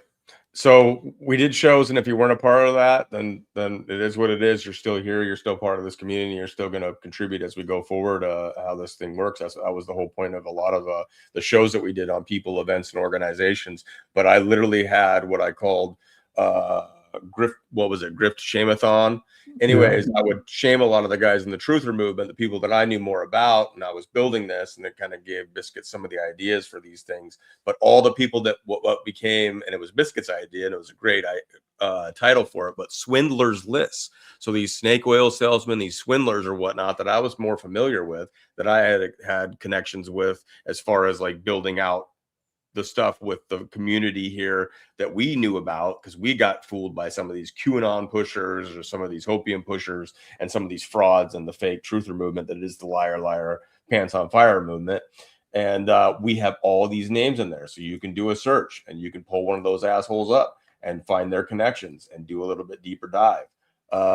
You can do all kinds of searches for this thing. This is the kind of thing that these assholes that have made millions should have done. And like I said, with your guys' help, even with a little bit of funding that's come in, but we appreciate everybody that has supported. We've been able to create this. And this is just a part of it. This was just something I don't even think you initially had ideas for, but this has become more of like almost like a foundation for a lot of the stuff that we are going to create, whether it's games, the series that we're going to do, entertainment series, hopefully some skit comedy kind of a stuff that's going to bring people into this and then point to real life figures. And then people are going to be able to utilize this when they want to know, well, who is this person, or what are they talking about? Well, yeah, it's just, I wanted to build, I mean, this thing sort of came about in an odd way. It wasn't really necessarily an idea to make this as a product. I was building it as a tool specifically for some other things that we're building, which needed to be able to be sort of based in real foundational facts, because some of it does run the risk of, libel lawsuits or whatever. And so I sort of built this machine to kind of be like a satire engine, basically, so that I would have the verifiable truth, and then I could justify whatever jokes we wanted to make based on that, because it's interesting. We were discussing something else the other day with respect to another idea, which I am going to do, but the discussion was about Lisa Page and Peter Strzok's text conversation. You remember that, right? Well, they sued somebody for using that text conversation in some form of media and won $2 million in the process. So, I mean, the legal system is set up to protect. Right, which is a joke because Trump's brought it up. Trump shared, right. I think, in his own tweets or truths or whatever, actual messages from them. And yet they were able to go and sue somebody else that probably isn't part of the actual system that's outside of it, trying to expose stuff for using it. Like, and they won. Like, that shows you again how fucking corrupt the whole legal system is. But this is going to give us the best shot of staying kosher as far as like having the files and the stuff that's been released publicly, and then be able to point back to it. Like, well, I would say once you get into the Israeli intelligence complex that's on here, kosher is probably not the word that applies to this wiki, but that's maybe a different conversation. It's true. Now, I don't know whether they would call it kosher or not, but but so probably a word I shouldn't even use anymore. It was, well, it's funny. I mean, it's ironic. It's what was I trying to say? Oh, so it was built as a tool basically for that purpose, and then it became such an interesting project for me. And I was showing Dorian, and he was like, "Dude, this is great." And so we discussed it, turning it into a product or whatever. I mean, and I got to be honest with you, I learned so much in building this thing that I didn't know, wasn't even aware of. It came across so much stuff in those Epstein files that it's not like earth-shattering stuff. Like, there's no real smoking gun. Obviously, the smoking gun has probably been redacted, right? But the context that it fills in when you start to see how everything in this wiki is connected, through one layer or another that you already have context about. I mean, it's just amazing. Amazing stuff. And there's parts of it that I definitely want to get more and more fleshed out, and that I want to build into. And as I say, I've got hundreds of other pages that are in some stage of research, and I have excluded thousands just because I said, we got to eat this elephant one bite at a time, basically. But I mean, there's a lot of potential here to have this thing be exactly the opposite of the Epstein files repositories that exist, of the Hunter Biden laptop repository that exists, of the Pandora Papers, right? In the sense that I've tried to design it so that from an organization perspective and from a user experience perspective, it's as easy as it can be to navigate through such a complicated web of information and find whatever source you need, because you can get right back to the DOJ files. You can get right back to the Jeffrey Epstein website if you really are interested. When you're a member, you can download the actual source text, which is all these central corpus nodes there. For the Epstein files. This is the 1.7 million PDF pages that I converted into text files.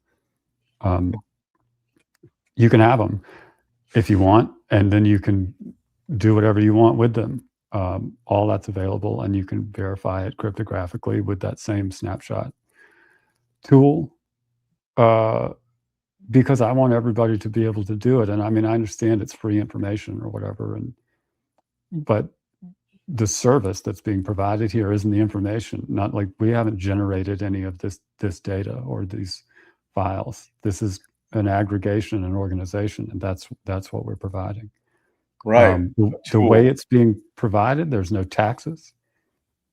We have to pay fees to Stripe, obviously, and I mean,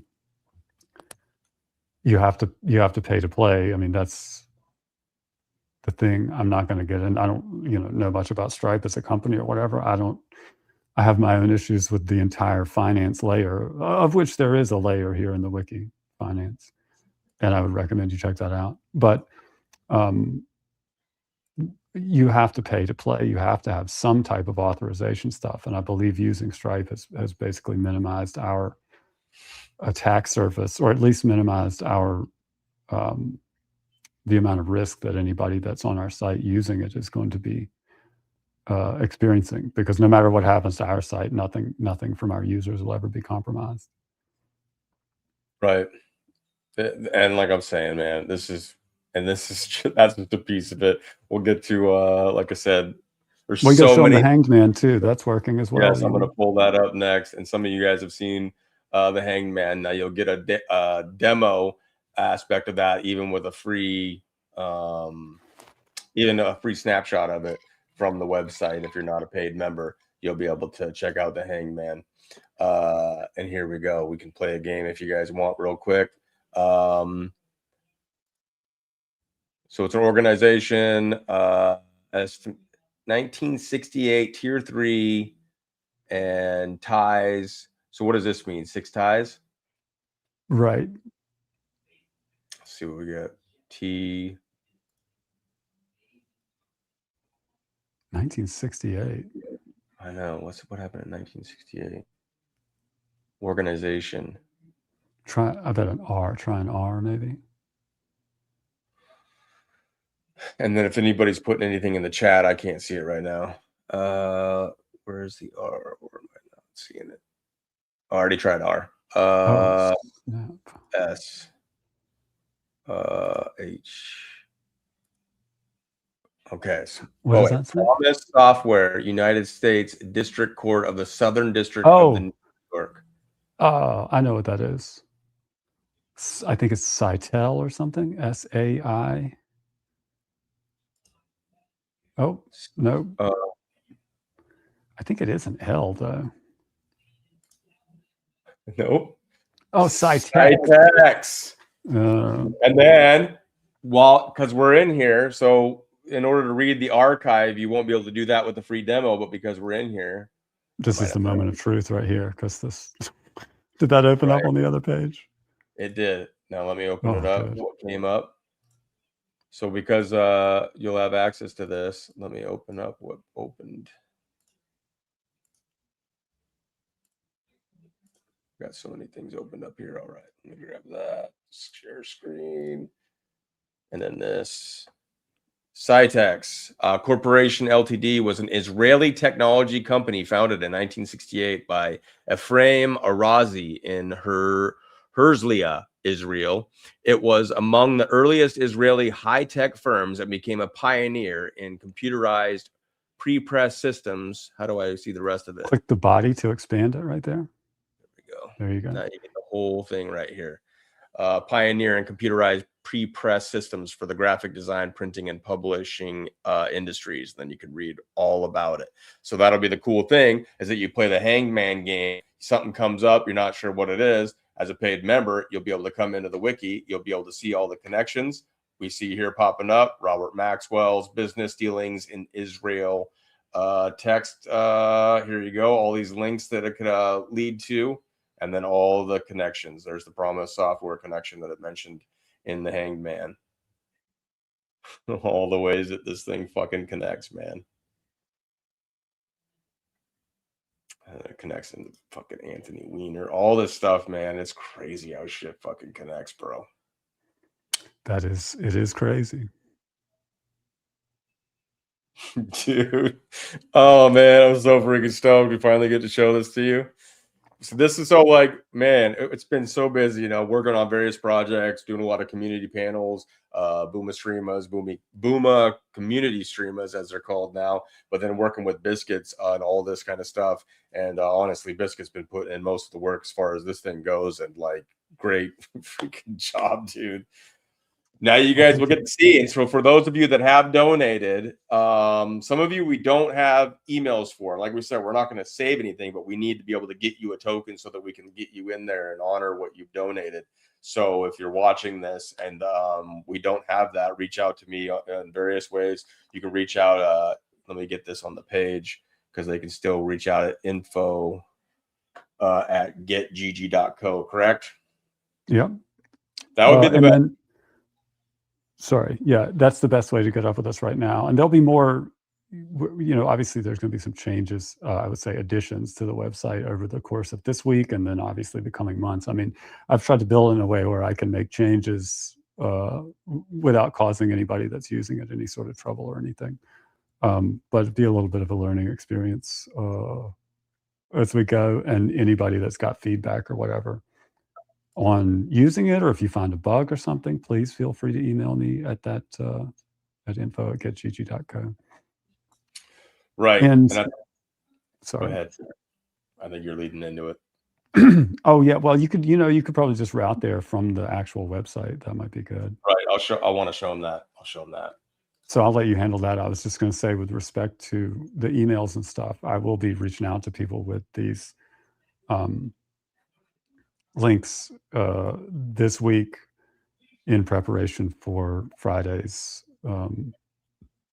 whole announcement and show or whatever, so that people that have donated can get access. So just be a little bit patient with that. But of course, anyone that wants to sign up through Stripe now can do so. Yep. And you'll be the first, and we'll get the ball rolling on this and get your feedback. And I think we're going to have a whole lot of fun with it. But if you notice here, so we showed all this stuff, but here at the bottom, we're still working on, this will be a part of it. People will get first dibs and look at some of the things that we're creating and that are in the future to be created. But now I'm going to have to reshare the screen. There is a YouTube, and we have the first offering, if you will. And here it is. Greatest Game Studio. So it's at Greatest Game Studio on YouTube. I will put this into the chats as well. And let me blow this up because this image is sick. And then this is the first one that Biscuits compiled and put together. And we'll open it up and play a little bit of this to show you guys. Here it is. I just want to be able to get it on the screen there. Let me put this into all the chats. Biscuits, you can tell them more about this too. Well, I mean, it's funny. Like, we started out with the Dolly song, and we were talking about Trailer Sniffs and a couple of these other songs and stuff. And there's so many like amazing tools that have become available to make videos and songs and things like that. But I've gotten to the point where I don't listen to songs with lyrics in them really anymore at all. I mean, look at like all the stuff that Dean talks about, and I mean, like when I was young, I liked rock music and rap music and stuff. I mean, I was like big into like Iron Maiden and Tool and stuff like that. And at the time I thought, oh, it's just, rock and roll or whatever. And of course, later I realized, oh no, like these dudes legit were actually worshiping Satan and I was a fucking rube. You know what I mean? Because I thought it was just them being edgy or something. Because I thought it was too cringe to be real. Like, how could it be real? It's so cringe, But anyway, and the thing is, when I make a song parody, the lyrics are meant to be poisonous. You know what I mean? Like, the lyrics are where I put all of the things that are meant to be sort of a poison for the system or whatever I'm making fun of, So the lyrics are where the poison is. So when I work, like,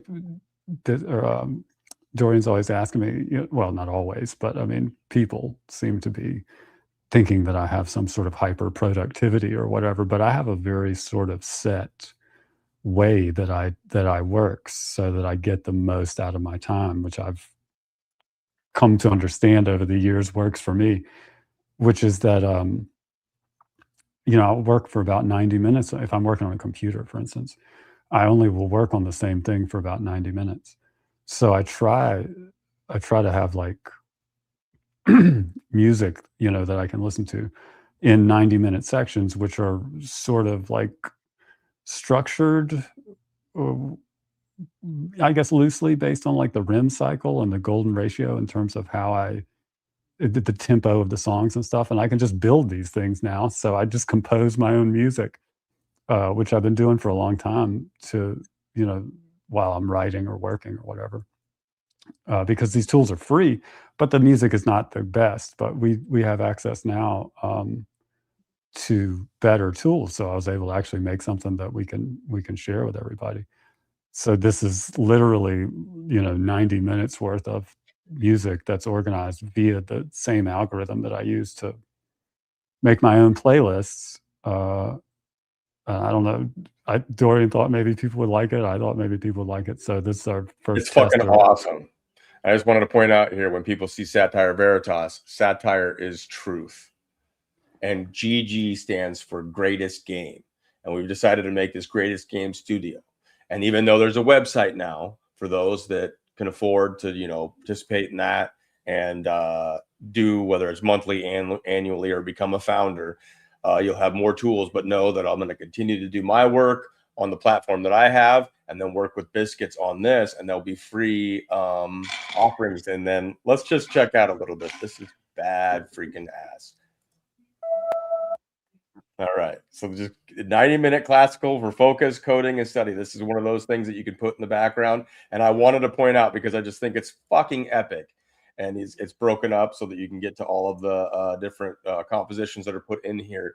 But we were joking a little bit when we first started with Trailer Sniffed, and it was Biscuit Risker Records. Well, it's becoming like a real fucking thing, people. This is Biscuit Risker Records, produced by Greatest Game Studio. And here you go, Choose Violins.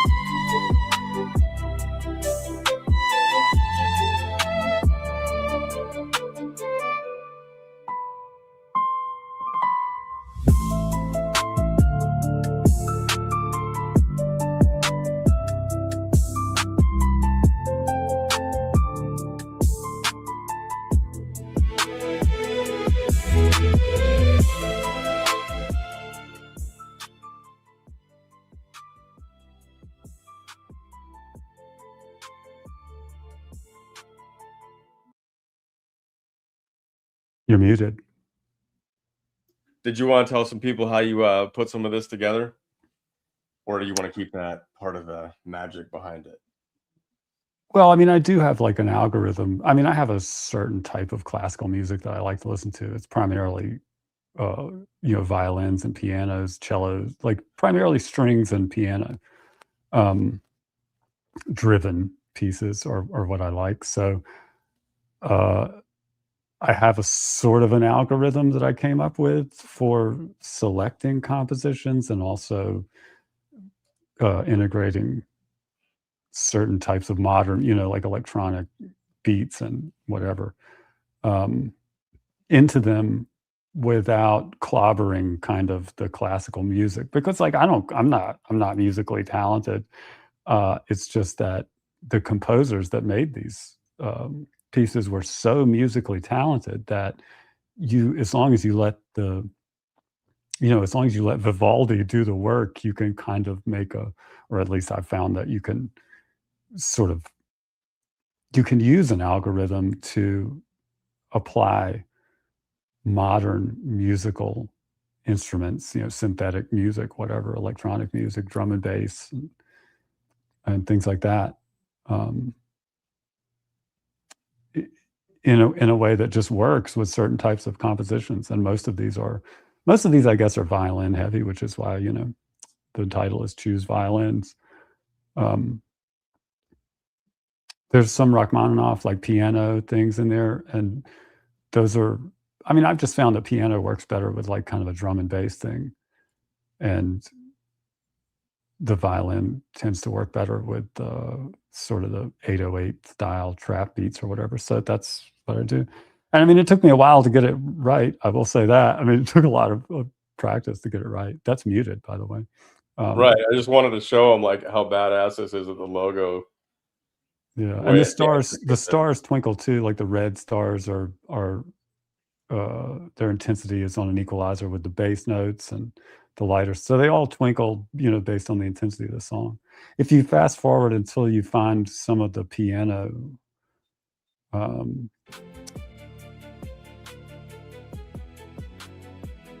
just try like. Then I can go down into which one would it there be? You go.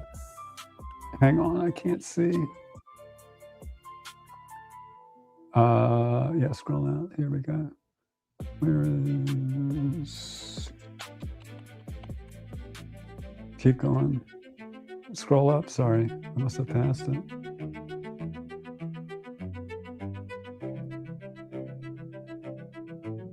Hang on.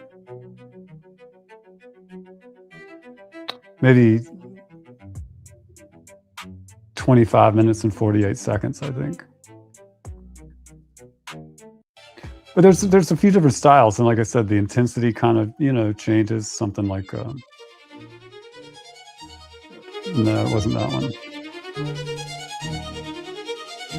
There you go. That's it. So this is a piano, more of a piano-driven thing with a different type of drum and bass register. And there's a few like this, but most of it is the violin-heavy stuff.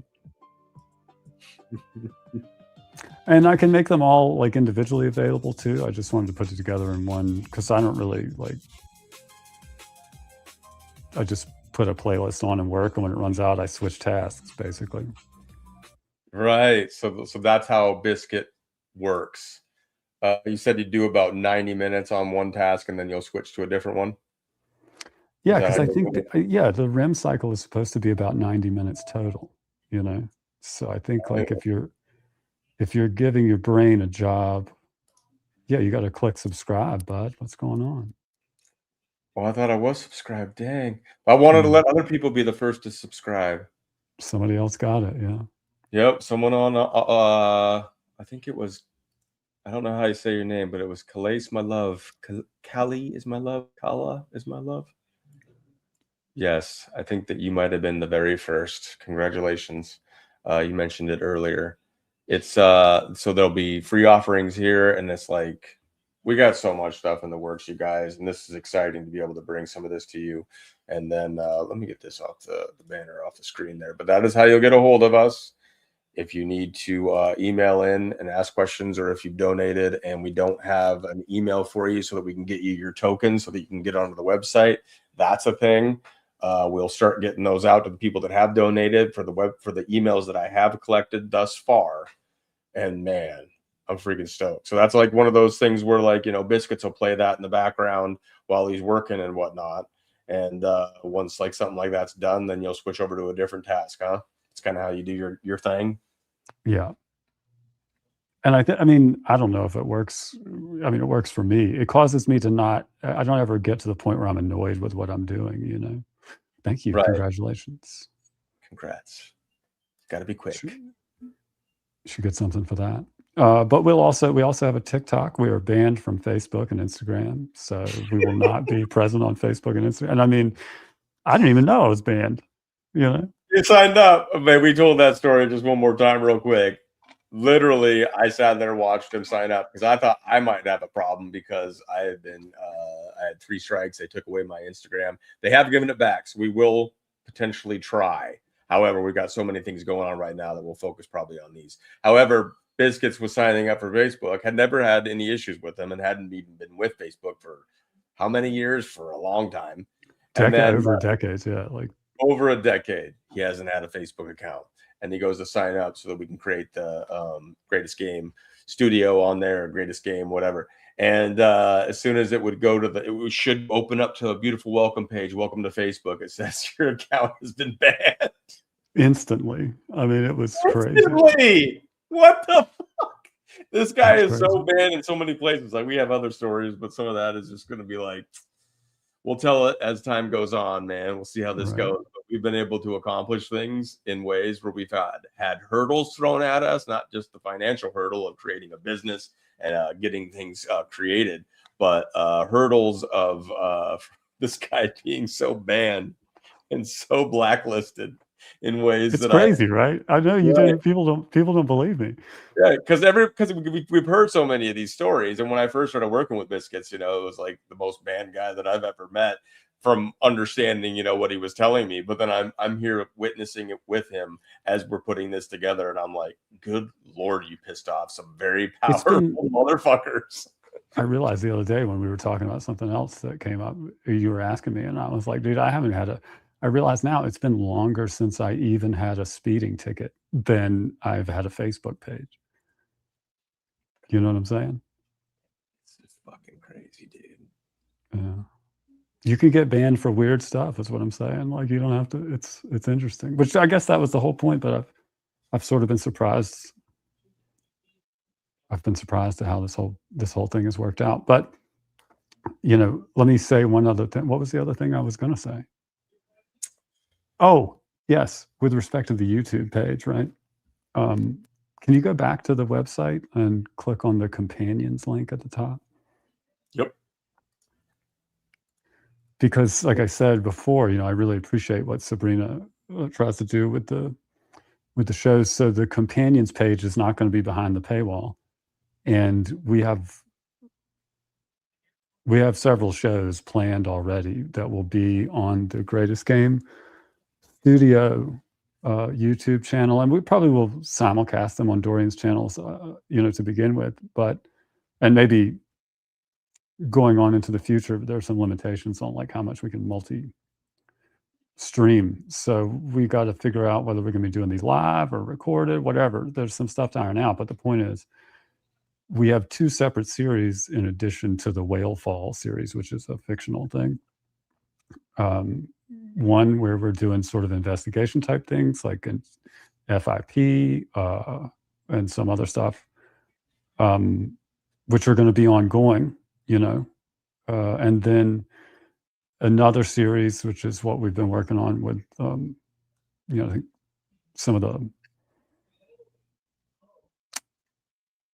of the challenges of dealing with various industries that everybody's stuck dealing with right now, and just general lessons in liberty and linguistics. But all of those shows will have PDF companions that are associated with all of the links for all of the information that we reference, which will be available when the show goes live here.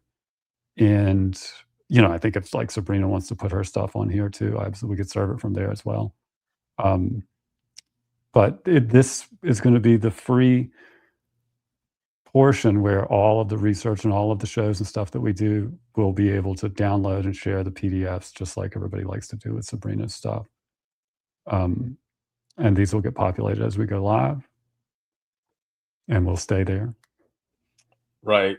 And he's shared some of these with me. And then one of them, like I was mentioning, is that we'll eventually do a show that goes more in depth on the FIP, the stuff that's going on with Chip, the cat, our cat here, and he seems to be doing well. So that's the update. If you didn't hear earlier, Chip seems to be improving, and there's going to be a PDF addition to that to help others that might encounter this with their own cat. And so those kinds of things, like Sabrina does, will be posted here for free so that everybody has access to stuff like that. So there'll be plenty of free stuff as well that people will be able to download from the website. Right. And that's, yeah. So, I mean, this is sort of a big advancement in terms of all of the vectors that we're planning on having a footprint in here as time goes on. And everybody, people that are members on the site will get access to some of that stuff earlier, where we'll post things unlisted and just post the links for members so that you guys can watch it first. I'm so freaking stoked, dude. But I do want to say, like, if you can get, follow the YouTube channel, because I don't think we're going to have a Rumble for Greatest Game Studio. I mean, I guess we could just make one as a placeholder or whatever, but I don't really care. Right. We'll figure some things out as we go, because there's just like so many things going on all at once with everything that we're both doing on different vectors, if you will. But it's ready to rock and roll for the start of it, and you're going to watch this thing grow to something even more. So, and it's been because of all of you guys that have participated in this, whether you were given names when we were doing the Oracular series and the events, the organizations, or you're donated, or you've supported the channel and just been here to share links. Give the thumbs up. On YouTube, hit that hype button if you have that as an option. That helps the algorithm so that we can boost this and get this out to more people. I never say it, but it's a newer thing on YouTube. There's a hype button. You hit that, and it'll help the algorithm out a little bit, which is everybody's in competition for that kind of stuff. But as far as being able to share something with your friends, we're getting there. You will have a tool. You will have a way that puts some of this stuff together, so it's just not like it's not like them just dropping 20,000 files that most of them mean nothing. And that's the whole point, is to exhaust people and make it impossible to find the truth or what you really need to find in this stuff. And this tool here with the wiki files, this Biscuits has put them together, is going to be quite the tool. And then the ways that we connect this to the various things that we do, whether it's music, whether it's entertainment, whether it's games, the arcade, the Hangman, the stuff that we incorporate into it to get people's juices flowing and get people maybe attracted to this, and then learn something, even if they maybe didn't intend to in the first place. But all of a sudden they're starting to question their reality a little bit because of something that they saw on greatestgame.co. Right. And Friday we will release the version 0 of the arcade with Number Station Bingo. And I hope everybody will show up, because I think if we get everybody in there, we could get everybody into the Number Station Bingo chat lounge, and everybody will understand, like, this is the funnel where people are meant to come so that they can see the files, they can read the stuff, they can play some games. You know what I mean? Like, it's, I want to make, let me show you one picture, because I want people to understand what I'm trying to do here. You pull that up. Tesla Pearl's asking. I did talk to him a little less than maybe a week ago, 5 to 7 days, something like that. He called me. He's doing all right. He's hanging in there. He's been working out, so he's been losing weight. He's focused on his game that he's creating, that he had in mind before they ended up grabbing him. So he's working on some stuff. Overall, staying positive, but they are putting him through the ringer as far as like the weight game and the mystery of when he's going to actually be able to get a court date. So there's that. So there's positive and negative in the sense that he's staying positive and working on things and improving his health, hopefully. I mean, prison food, but he's working out and doing what he can. He's a young guy, so I think he's says he's losing some weight, and that's helping him. And then we'll see what happens. But he's getting jerked around quite a bit as far as what they're able to do to, like, not give him an actual court date, but overall staying in contact. I have given the information out on how to get a hold of him if you wanted to send him a letter. So for some of you that do have that, please just send him a hi, hello, thinking about you, praying for you, whatever it is, some scripture, whatever it is that you'd like to send Dean. For those of you that I've given that out to, I'm not just going to give it out to everybody because I don't want creeps getting a hold of that information and doing stupid. So please, if I've given that to you, think about just writing him a little something, even just to keep him going. And I'll keep you updated as time goes on. But he calls me now and then. I mean, it's tough, man. When you guys, if you do reach out to him, tell him stop reading that Aleister Crowley. Stick to the Bible. I know. He's doing some research on it, maybe. He's just focus on more positive things. He hasn't technically been charged with anything. They're flirting around with some code, like interstate code thing or whatever, for threatening. Well, the reason he hasn't been charged with anything is because he didn't force them to charge him with anything. Right. If he would, when you don't file that writ of habeas, when you are illegally, unconstitutionally detained in the United States of America, and you miss the 15-day statutory window for filing your writ of habeas corpus, you are no longer protected by the Constitution. This is the thing. the documentation is the key. And you have to be aware that nothing that gets said matters. On the phone, if it's a recorded conversation, none of that shit matters unless it's evidence against you, and then they'll make it matter. But the documentation is what's critical. And when you miss those statutory windows, when you don't respect the fact that that is how they wrap you up, whether it's right or wrong, you make it easy. And the whole point is to make it hard, you know? Won't get through, but I understand and I appreciate your sentiment. But technically, I guess it's if people wanted to look it up, it's they're throwing around stuff. I don't even know. They haven't charged them with anything, but they're saying something like 18 U.S. Code 875 interstate communications because of things he said about certain politicians, I guess, that are beyond his state. It's so asinine that it's almost just like they're just torturing him mentally and psychologically and trying to get him upset. Well, they talk about things like this, statutes, et cetera, because they have to talk about something that sounds serious in order to justify the fact that they've done this thing. But they don't have evidence for any of that stuff. They just have evidence to act like they have evidence. And as long as they can keep him in there and keep doing whatever it is they're doing to him. Right. That's their justification, is that they've got all these statutes and whatnot that they can, you know, create documentation asserting that it was all very real and, you know, dangerous and with intent and all of this bullshit. Right.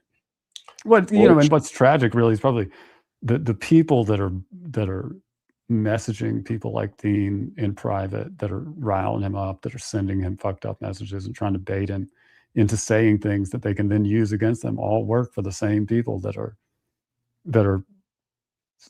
you know, where they work for the feds. It's all the same system, you know. The Federal Blackmail Institute is the organization that organizes organized crime.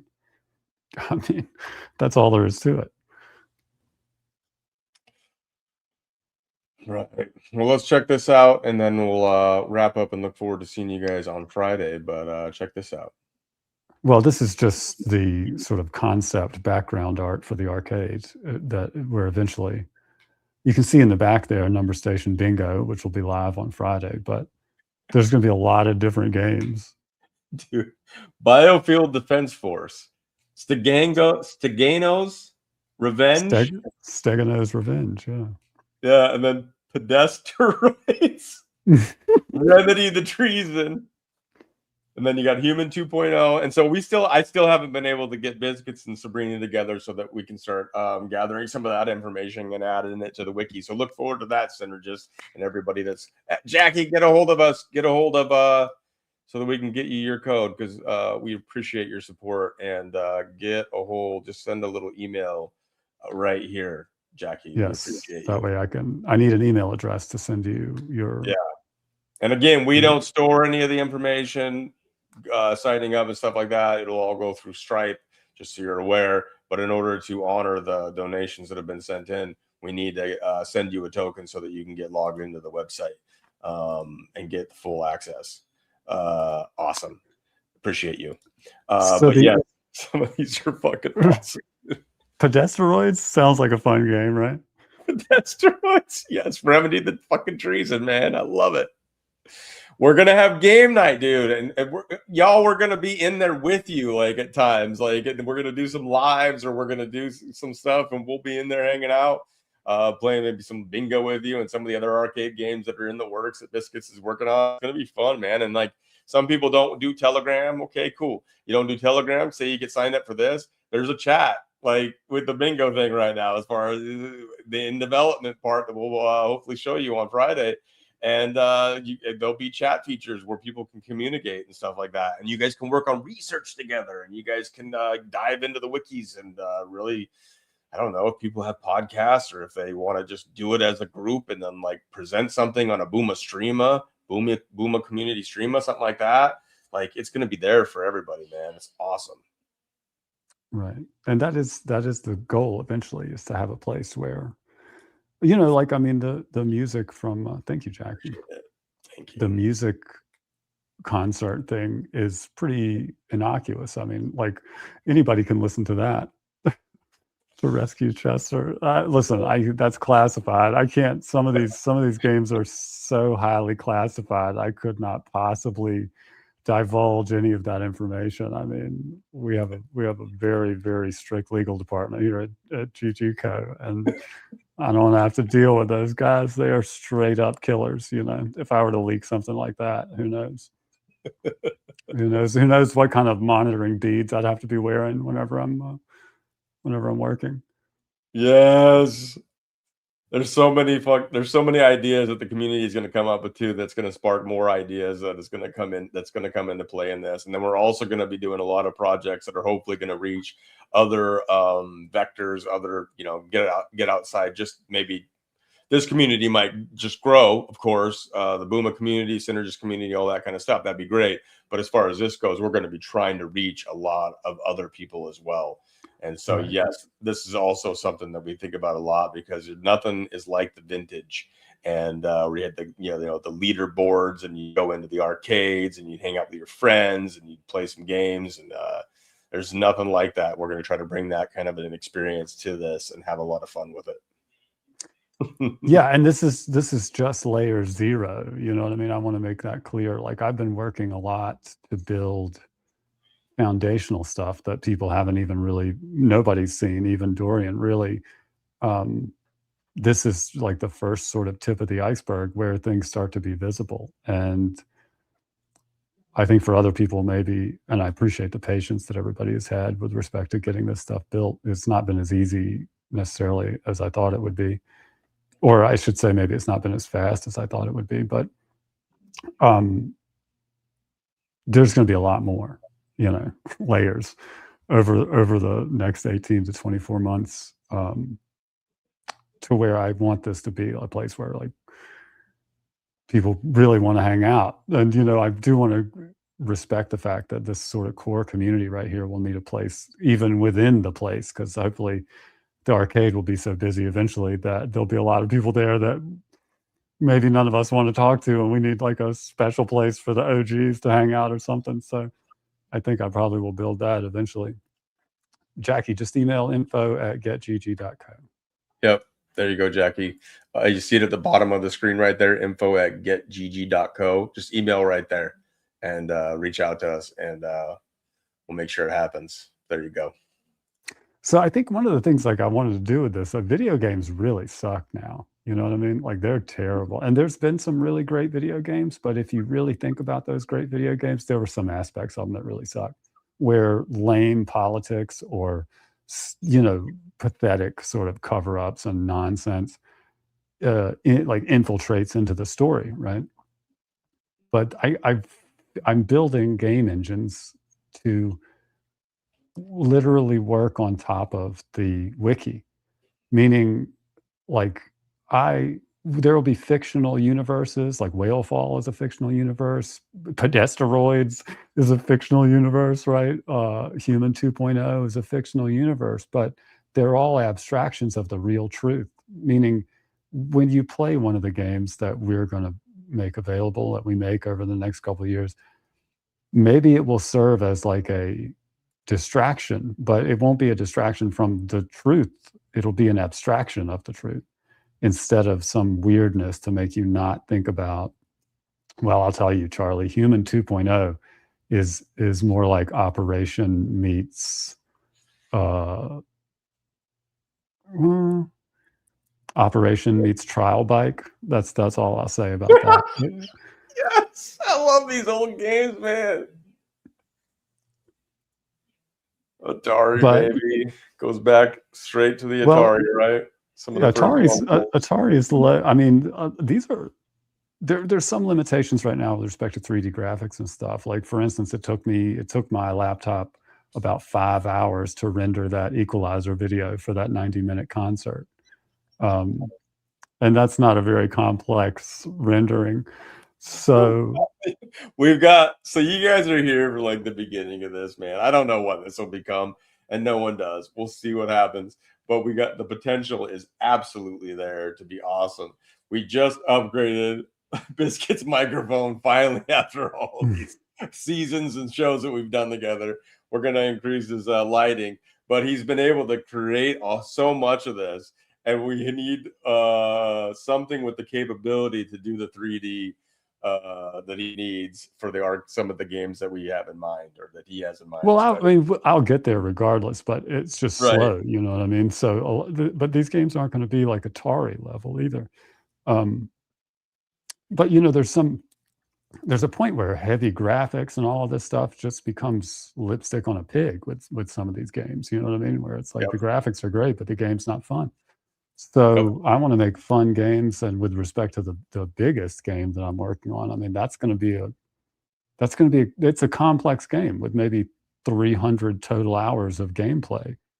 So like some of the games that we're gonna have are like the old school kind of games, like the 2D graphics, all that kind of stuff. Yes, that's kind of some of the stuff that a lot of us really like miss and love.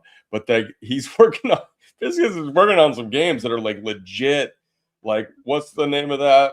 Steam, where people play like actual freaking like with a native games. Yeah, I mean, this game is definitely. I mean, that's the one that I made the most notes on over the past like 6 years. You know, and that's why it's so big. But it will take a lot of graphics rendering, which is basically the point that I'm at, which is why it's going to go slow, because it's going to take like a year at least to do it.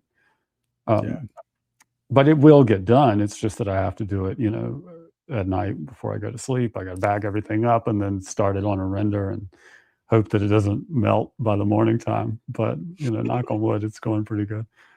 I've gotten a lot out of this little PC since the last time it was fried. Amazing, bro. I'm so freaking stoked. I hope you all are stoked. I don't know what else we can share right now, but I think you all, if you can tune in on Friday, look forward to that, unveiling some more of this. And now you guys, and if you have any questions, put it down in the comments. But I'll put the link to the website down below too, and the YouTube and all that into the description or as a pinned comment on various platforms, so you guys can get to them all, especially if you're watching the replay and whatnot. But this is awesome. When we came into this right before the show, I was just like, oh my gosh, dude, are we going to do it now? Are we going to do it now? He's like, well, that's what I'm trying to talk to you about. I'm looking at the time. I'm like, man, we got 5 minutes. And then I looked at Charlie's message and I'm like, oh my God, all this stuff. Okay, decision-making time. I didn't expect this. And here it is, man. So we enjoyed like off the cuff, just bringing it to you though. I'm super stoked though, man. I didn't know we were going to unveil this today. It's awesome. Yeah. Well, I mean, look, me too. I'm glad that you're excited about it. I'm glad it's being well received right now. Like I say, it's a work in progress, of course, but this is a big milestone. And then Friday, I think, hopefully that, yeah, you know, pinball is a good, Dorian suggested pinball too. We talked about that. So I did start working on the physics for pinball games, but that's the thing, is you've got to have, I mean, it's a real physics engine that you have to build for a pinball game. And it has to be pretty good or it'll piss you off immediately. You know what I mean? Like a bad pinball game is real annoying to play in real life or digitally. So that one's a little bit more complex. And it's not necessarily more complex. It's just not the same vector that I've been building in. So it'll take me a little bit, but we'll probably get pinball in there sometime this year, I would imagine. We'll get pinball, but yeah, I didn't think about how much of the physics go into an actual pinball game because of the speed of it when it hits bumpers and the things that happen. You don't take that into consideration when you just think about it. But some of the stuff that I've thrown at Biscuits as ideas at first, it's kind of like, well, that would be. Oh no, I think I could do that. I'm like, what? You think you really could do that shit? Like, fuck yes! Like, it's amazing some of the stuff that's coming together. So we're having fun with it. Oh man, Joanne, thank you, and we appreciate your support and everybody's support.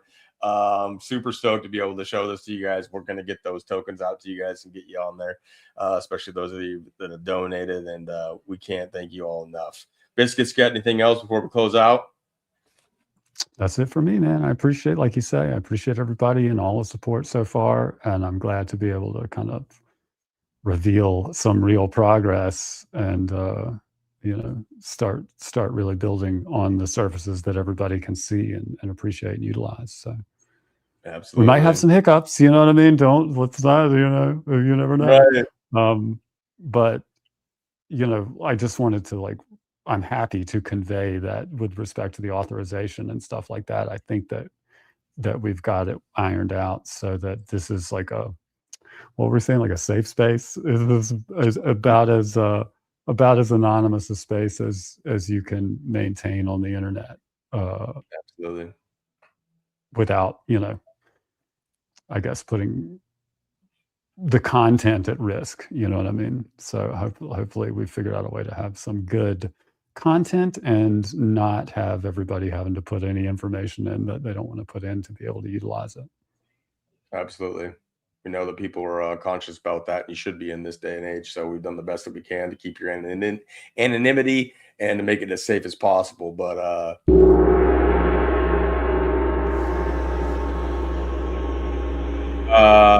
no, Pablo, no tilting the pinball machine. That's not how the game works. Just joking. Love you all. God bless. Look forward to catching you on Friday if you can make it. But I'll catch you on the next one either way. Peace. Bye, everyone.